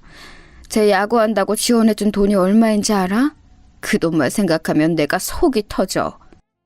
실제로 큰아들은 야구는 무슨 술집이나 제대로 운영하길 바랐습니다. 제 바람과 달리 술집은 파리가 날릴 지경이었어요. 유명해져서 다른 지역에서 먹으러 오는 우리 식당과 달리 아들의 가게는 손님이 아예 없었습니다. 그도 그럴 것이 매번 본인 족복 친구들을 불러 술판을 벌이는데 누가 가고 싶겠어요. 어느새 장남 부부를 생각하면 저는 머리가 아팠습니다. 심지어 자꾸 손주를 식당에 맡기고 놀러 다니는 며느리는 어쩌다 손주가 다치니까 저에게 대놓고 불만을 표출했어요. 아기를 키워보신 분들은 아실 텐데 정말 몇 초 사이에 사라지고 사고치는 것이 아기잖아요. 안 그래도 식당에는 위험한 도구가 많아서 제가 불안했거든요. 며느리에게 아기를 맡기고 가지 말라고 해도 들은 척도 하지 않았습니다. 제가 봐주지 않으면 손주를 집에 방치하거나 장남 가게에 맡겨놓고 놀러 다녔어요. 차마 그래도 제 첫 손주를 조폭들 사이에서 술 마시는데 앉혀놓을 수는 없어 데리고 있었거든요. 그런데 언제 한 번은 손주가 식당에서 뛰어다니다가 넘어졌어요. 그러면서 얼굴에 큰 상처가 났습니다. 저도 당연히 너무 놀라서 그대로 아이를 업고 병원으로 달려갔어요. 응급처치를 하고 의사 말을 들었더니 다행히 평생 가는 상처는 아니라고 하더라고요. 아이들은 재생 능력이 좋아 금방 회복될 수 있으니 기다리라고 했죠. 그때 장남은 심지어 집에서 자고 있었습니다. 저녁에 며느리가 가게에 왔길래 낮에 있었던 일을 말해주었더니 그때부터 저에게 불같이 화를 내기 시작했어요. 어머니는 도대체 아이를 어떻게 봤길래 그러냐고 섭섭하다고 가게가 떠나가라 소리를 질렀답니다. 심지어 손님들이 다 쳐다보는데도 전혀 신경 쓰지 않았어요. 일단 가게니까 저도 미안하다고 달랬는데 그날 그게 얼마나 서운했는지 모릅니다. 저라고 우리 손주를 다치게 하고 싶지는 않았거든요. 가게에서 일하던 직원들도 며느리가 돌아버렸다고 저를 위로했습니다. 그런데 더 서운했던 것은 바로 장남의 태도였어요. 아, 엄마, 아기가 뛰어다니면 안 다치게 엄마가 노력해야지. 이러면 어떡해? 아내가 집에 와서 밤에 잠도 못 자고 계속 울었어. 나는 엄마가 잘 봐줄 거라 생각했는데 서운하네. 일부러 이러는 거야? 뭐? 넌 무슨 말을 그렇게 하니? 내가 식당 운영하면서 안 그래도 바빠 죽겠는데 네 자식 돌보느라 얼마나 고생인지 알아? 네 아빠는 손주 데리고 놀다가 발목이 삐었어. 그것도 모르고 너희는 너희가 만든 자식을 돌보지도 않잖아. 엄마가 아예 안 봐주면 우리는 어떻게 살라고 그러는 거야? 그럼 내 가게는 어떡해? 술집에 아기를 데리고 장사하면 엄마가 그것도 싫다며. 내가 이래도 싫고 저래도 싫고 엄마는 나한테 왜 그래? 아이고 인간아, 정신 좀 차려라. 너희 동생들은 멀쩡하게 공부하고 사회생활하고 결혼해서 사는데 너는 왜 이 모양이야? 그리고 엄마한테 아기 다쳤다고 뭐라 할 거면 아예 데리고 오지 마. 이 사건으로 저는 장남 부부에게 실망했습니다. 힘들게 고생이란 고생을 다 하면서 키웠더니 저렇게 나오는 게 너무 괘씸했어요. 특히 장남에게는 서운한 마음이 가득했습니다. 이런 상황에서 제가 아예 장남 부부와 인연 자체를 끊게 되는 계기가 발생했어요. 그건 바로 장남이 저 사태에서 제대로 된 사과도 하지 않고 한 행동이 있었습니다. 유명한 우리 식당과 달리 본인의 가게는 손님이 없어 파리가 날렸잖아요. 그래서 장남은 우리 식당에서 밥을 먹고 나온 손님들에게 자기 술집으로 오라고 꼬드겼어요. 생전 도와주러 오지도 않더니 본인 가게로 손님을 데려가려고 앞에 서 있는 모습을 보고 저랑 남편은 할 말을 잃었습니다. 심지어 우리 가게 손님들을 데려갔으면 서비스라도 챙겨줘야 하는데 억지로 술을 강매까지 했습니다. 그 과정에서 손님들은 당연히 기분이 나빠서 또 경찰을 부르게 되는 사건이 자주 발생했어요. 그게 소문이 나서 아들 가게는 물론이고 우리 가게의 손님까지 잃게 될까 두려웠습니다. 실제로 단골들이 아들을 보면 아예 우리 가게를 지나쳐서 들어오지 않는 모습을 몇 번이나 목격했거든요. 그래서 제가 그런 식으로 하지 말라고 했더니 아들은 그게 그렇게 섭섭했는지 큰 소리로 화를 내기 시작했습니다. 본인이 그래도 엄마의 첫째 자식인데 어떻게 그럴 수가 있냐며 바락바락 소리를 질렀어요. 남편이 그런 아들을 말리자 아빠도 똑같다며 행패를 부리기 시작했습니다. 그래도 아닌 건 아니라 저는 제발 정신 차리라고 똑같이 대응했어요. 그랬더니 아들이 어떤 행동을 했는지 아세요? 다 필요 없어. 다 필요 없다고. 맨날 재민이 재훈이만 챙기고 엄마는 장남인 나는 챙기지도 않고 다 죽어. 그냥 나는 몰라. 죽을 거야. 야 인간아, 지금 뭐 하는 거야? 왜 우리 가게 그릇을 던져? 여보, 빨리 경찰 불러. 이놈아, 도대체 뭐가 그리 불만이라 이러는 거야? 엄마 속 터지게. 아들은 본인의 뜻대로 되지 않자 갑자기 우리 가게에 있는 기물을 파손하기 시작했어요. 경찰을 불렀는데 첫째 아들 때문에 경찰 얼굴을 하도 많이 봐서 민망했습니다. 경찰들도 우리 아들을 보더니 고개를 절레절레 젓기 시작했어요. 그날은 장사할 마음이 도저히 들지 않아 문을 빨리 닫았습니다. 불 꺼진 가게에서 남편과 둘이 아들이 던진 그릇을 주우며 생각했습니다. 아무리 자식이어도 본인 자식까지 낳은 자식을 책임질 필요는 없었어요. 그것도 힘들게 키워놨더니 저러는 게 오히려 괘씸했습니다. 얄미운 며느리는 말할 것도 없고요. 이제는 손주 얼굴도 보기 싫더라고요. 그렇게 예뻐해도 돌아오는 것은 아무것도 없으니 허탈했습니다. 그날 남편과 많은 얘기 끝에 결국 결정을 내리게 되었습니다. 사실 아들 가게의 부동산 이름은 저로 되어 있었어요. 제가 모든 돈을 냈으니 당연한 결과였죠. 아침이 되자 바로 부동산에 가서 가게를 내놓았습니다. 그 소식을 듣고 아들은 당연히 우리 가게로 찾아왔어요. 또 바락바락 성질을 내며 엄마가 어떻게 자기한테 그러냐고 드러눕기 시작했습니다. 하지만 눈 하나 깜짝하지 않았어요. 오히려 이제 네 인생은 네가 알아서 살라고 했습니다. 그랬더니 또 욕을 그렇게 하면서 이놈의 집구석 더럽고 치사해서 못 살겠다고 하더라고요. 그러더니 다시는 보지 말자고 하고 그대로 며느리와 손주를 데리고 사라졌습니다. 그렇게 홧김에 나간 장남은 약 2주 뒤에 다시 돌아왔어요. 갈 때는 평생 얼굴도 안 볼 것처럼 하더니 돈이 없고 능력이 없으니 어쩌겠어요. 장남은 그런데 태도가 하나도 바뀌지 않은 상태였습니다. 오히려 당당하게 돈을 달라고 하길래 저는 그런 장남의 얼굴을 쳐다보지도 않았어요. 그랬더니 역시나 또 위협적으로 행동을 하려고 하길래 제가 먼저 나섰습니다. 미친 사람처럼 소리를 마구 질렀어요. 나가라. 나는 이제 너랑 며느리 얼굴이 꼴도 보기 싫어. 네 인생 망했다고 네 부모 인생까지 망하게 할래? 어? 내가 도대체 너한테 못해준 게 뭐야? 학생 때 운동하겠다고 해서 그거 지원해줘. 능력도 없어 조폭 집단에 들어가서 술집 차려줘. 결혼한다고 저 불려지 같은 년 데려왔을 때 집 구해줘. 인간아, 양심 있으면 내 눈앞에서 당장 꺼져. 그러면서 부엌에 가서 소금을 가져와서 뿌렸어요.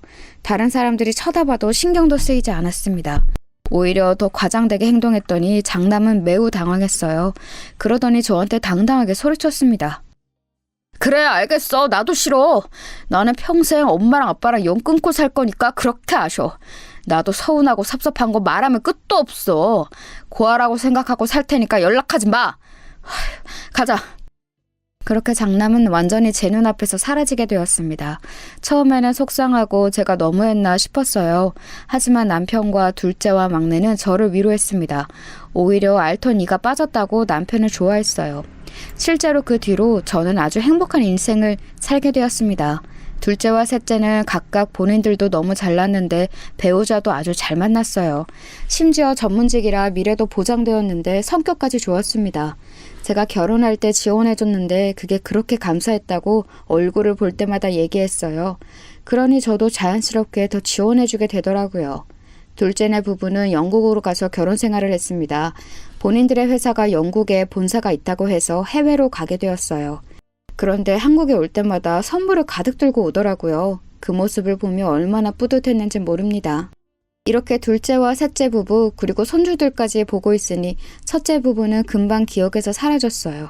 오히려 연락이 없는 걸 다행으로 여겼습니다. 갑자기 나타나서 돈을 달라고 할까봐 얼마나 무서웠는지 몰라요. 첫째가 우리와 연락을 끊고 우리 가족에게 좋은 일이 많이 일어났습니다. 식당은 매출이 자꾸 늘어나서 2호점과 3호점까지 생겼어요. 자식들이 각자 잘 사니까 시동생들에게 2호점과 3호점을 내게 해주었습니다. 어차피 시어머니 도움으로 제가 잘 살게 된 거라 평생 갚으려 살려고 했죠. 가족들과 사이도 날이 갈수록 좋아졌어요. 막 결혼했을 때는 너무 가난해서 다리도 못 펴고 잤다고 했잖아요. 그런 우리가 어느새 이렇게 식당도 매출이 좋고 다들 행복하게 사니 얼마나 다행이었는지 모릅니다. 그런 상황에서 저는 환갑이 지나 65세가 되었을 때 식당 일에서 물러나게 되었어요. 평생 일했더니 몸이 여기저기 아프더라고요. 남편도 안 아픈 곳이 한 군데도 없었습니다. 남편은 다행히 어머니가 돌아가시고 완전히 정신을 차렸어요. 그 뒤로는 사고도 전혀 치지 않고 저를 도와 열심히 살았답니다. 그래서 그 뒤로는 저도 남편을 많이 의지하며 살았어요. 식당은 막내 시동생에게 물려주었습니다. 막내가 어릴 때 많이 아팠다고 했잖아요. 그래도 심성이 어찌나 착한지 매번 저에게 고맙고 미안하다는 말을 달고 살았어요. 시어머니와 유독 얼굴이 많이 닮아 저도 애착이 갔거든요. 막내 시동생에게 식당을 물려주고 뿌듯한 마음으로 그동안 모은 돈으로 남편과 여행하며 살고 있었습니다. 영국에 있는 둘째 부부도 보러 가고 유럽 여행도 다녔어요. 물론 나이가 들어 움직이는 것이 힘들었지만 가난했던 과거를 생각하면 지나가도 벌떡 일어나게 되더라고요. 좋은 풍경을 보며 저는 우리 부모는 생각도 나지 않았는데 돌아가신 시어머니가 그렇게 생각났습니다. 만약 살아계셨다면 제가 어떻게든 데리고 좋은 곳을 보여주려고 애썼을 거예요. 남편과 둘이 조용한 곳에 가서 우리가 살았던 인생을 얘기하며 서로 웃고 울었습니다. 시어머니 얘기를 하면 그렇게 눈물이 나왔는데 이상하게 남편이 있으면 위로가 되었어요. 이렇게 은퇴하고 남편과 열심히 둘째와 셋째 부부를 보러 다니며 여행을 하고 있던 어느 날이었습니다. 그때 제 나이가 칠순잔치를 바로 직전에 두고 있었어요. 그날은 셋째 부부가 우리 집에 오기로 한 날이었습니다. 그래서 남편하고 시장에 가서 애들 먹일 갈비를 포장해서 왔는데 누가 우리 집 앞에 있더라고요. 누구지 싶어서 봤는데 저는 눈이 마주치게 소스라치게 놀라게 되었습니다. 너무 놀라서 들고 있던 갈비도 땅에 떨어뜨릴 정도였어요. 엄마, 아빠 잘 지냈어요? 나야 재열이, 나 잊은 거 아니지? 내가 성공해서 찾아오려고 엄마랑 아빠가 보고 싶어도 얼마나 참았는지 알아? 나 이제 사장님이야. 우리 집 앞에 당당하게 서 있던 사람은 바로 장남이었어요. 장남은 때깔 좋은 양복을 입고 저를 찾아왔습니다. 본인이 사장이라고 소개하며 명함을 건넸어요. 봤더니 무슨 건설회사 사장님이더라고요. 아무리 미운 마음으로 끝이 났어도 자식 얼굴을 몇십 년 만에 보니 엄마 마음이라는 게 참 그렇더라고요. 미워도 자식이라고 얼마나 반갑던지 끌어안고 엉엉 울었습니다. 사실 장남 부부를 내치고 행복하게 살았어도 마음 한구석에는 늘 장남이 있었거든요. 어디서 무엇을 하고 사는지 알 수가 없었습니다. 그런데 이렇게 성공해서 저를 찾아오다니 너무 놀랐어요. 곧 셋째 부부가 집에 도착했고 눈물의 상봉이 이어졌습니다. 그동안 어떻게 살았냐고 했더니 무작정 공사장에 가서 일하기 시작했다고 하더라고요. 그러면서 차근차근 밑바닥부터 올라왔다고 했습니다. 이제는 완전히 정신 차렸다며 그동안 죄송했다고 비는 모습에 제 마음이 완전히 풀리게 되었어요. 그 뒤로 며느리와 손자도 데려왔는데 시간이 흘렀어도 얼굴이 똑같더라고요. 며느리도 사모님이 되어서 얼굴도 혈색이 아주 좋았습니다. 영국에 있는 둘째 부부에게도 이 사실을 알렸더니 너무 좋아했어요. 이런 와중에 장남은 저에게 칠순잔치를 하자고 하더라고요. 사실 나이가 드는 것은 너무 당연한 거라 생일이 그렇게 중요하게 생각되지 않았습니다. 그런데 장남이 너무 당연하게 잔치를 크게 해야 한다고 했어요. 그러면서 본인 거래처도 많으니까 최대한 큰 곳으로 잡자고 하더라고요. 본인이 다 주도하겠다고 당당하게 말하며 실제로 영국에 있는 둘째 부부도 부르고 시동생들도 다 불렀습니다. 온 가족이 모이니 생각보다 많이 북적거렸어요. 사람을 불러 노래도 부르고 음식도 맛있는 것을 잔뜩 먹었습니다. 저도 자식들이 한자리에 모이니 얼마나 좋았는지 몰라요. 그런데 사실 이날은 제 인생 최악의 날이랍니다. 제 사연의 핵심인 사건도 이날 일어났어요.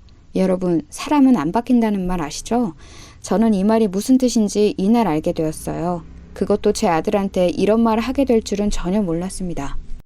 칠순잔치를 성대하게 치르고 아주 배부르게 음식까지 먹고 기분이 좋은 상태였어요.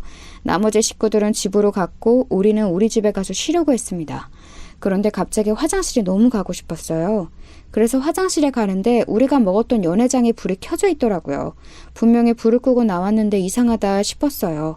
더 놀랐던 것은 그 안에서 며느리의 목소리가 들렸다는 점이었습니다. 분명히 며느리가 급한 일이 있다고 시계 끝나자마자 바로 나갔거든요. 나간 며느리가 왜 연회장 안에 있는지 궁금해서 다가갔더니 저는 믿을 수 없는 대화를 바로 앞에서 듣게 되었어요. 여보, 돈 위조 지폐로 바꾼 거 맞지? 아우, 심장 떨려 죽는 줄 알았어. 축의금 얼마 들어왔어? 우리 생각보다 많이 들어왔어? 빨리 그거 가지고 튀자. 곧 있으면 사채업자들이 우리 찾아올 거야. 내 예상보다 금액이 많아. 아까 위조 지폐로 바꾸는데 누가 볼까 얼마나 무섭던지. 빨리 저 노인네 버리고 이제 튀자. 당신 아까 집에 가서 금덩어리 가져온 거 맞지? 그건 차에 있어? 일단 튀고 엄마가 나 돈 준다고 했으니까 그것만 받고 완전하게 잠수 타자. 글쎄, 장남 부부가 축의금을 바꿔치기 한 거였어요. 심지어 며느리가 중간에 우리 집에 가서 금을 챙겼다는 것까지 듣고 저는 피가 식는 기분이 들었습니다. 대화를 들어보니 장남은 건설회사 사장님이 전혀 아니었어요. 오히려 빚을 억대로 낸 상태였습니다. 그런 기가 막힌 대화를 듣는 도중 제가 내려오지 않으니 식구들이 연회장으로 올랐어요. 장남 부부가 문을 열고 나오니 우리가 다 그 인간들을 쳐다보고 있었습니다. 장남과 며느리는 심하게 당황한 눈치였어요. 그러더니 돈을 들고 도망가기 시작했습니다. 그런 장남을 둘째와 셋째가 나서서 잡았어요. 야, 이것들아, 너희가 그러고도 인간이야? 사람이 안 바뀐다고 하는데 역시나 그럴 줄 알았어. 뭐 사장님? 사장님은 무슨, 너희 사채업자가 찾아온다고 했지? 그래서 재열이 너는 얼마 전에 나한테 돈을 빌려간 거였어? 됐다, 어림도 없어. 사실 얼마 전에 장남이 저에게 은밀하게 부탁했던 것도 있었어요. 사업 자금이 필요하다고 2억을 달라고 했었거든요. 그래서 저는 가지고 있는 아파트를 하나 팔아서 주려고 했었습니다. 그걸 장남에게 다 말했고 서류 정리만 남은 상태였어요. 그것도 모자라서 제 칠순잔치에 돈까지 가져가려고 하다니 너무 기가 막혔어요. 당연히 2억은 없던 일로 되었고 장남 부부에게 제 축의금도 가져왔습니다. 며느리의 차로 가니 정말 금덩어리가 몇 개는 있더라고요. 그 모습을 보고 남편이 무척이나 화를 내며 다시는 우리를 찾아오지 말라고 했습니다. 그러면서 저는 더 기막힌 얘기를 들었어요. 엄마 몰래 나한테 돈 달라고 사정해서 내가 1억을 마련했더니 다 이런 속셈이었어? 어림도 없다. 그렇게 부모가 돈으로 보여? 빌려주기로 했던 거 다 취소야. 내가 이럴 줄 알고 아직 도장을 안 찍었어. 알고 봤더니 남편에게도 장남은 돈을 빌렸더라고요. 오랜만에 나타난 이유는 바로 본인의 빚을 탕감하려고 했던 거였습니다. 장남과 며느리는 이렇게 완전히 우리 가족에게 버림받게 되었어요. 둘째에게 듣기로는 사채업자에게 쫓기고 있다는데 제 알바가 아닙니다. 여기까지가 제가 준비한 사연인데 재밌게 들으셨나요? 이 사건이 일어나고 한동안 너무 힘들었는데 지금은 완전히 괜찮아졌어요. 이제는 편안한 상태가 되었답니다. 제 사연 들어주셔서 감사합니다. 남편과 둘째, 셋째 부부와 저는 남은 인생 행복하게 살도록 할게요.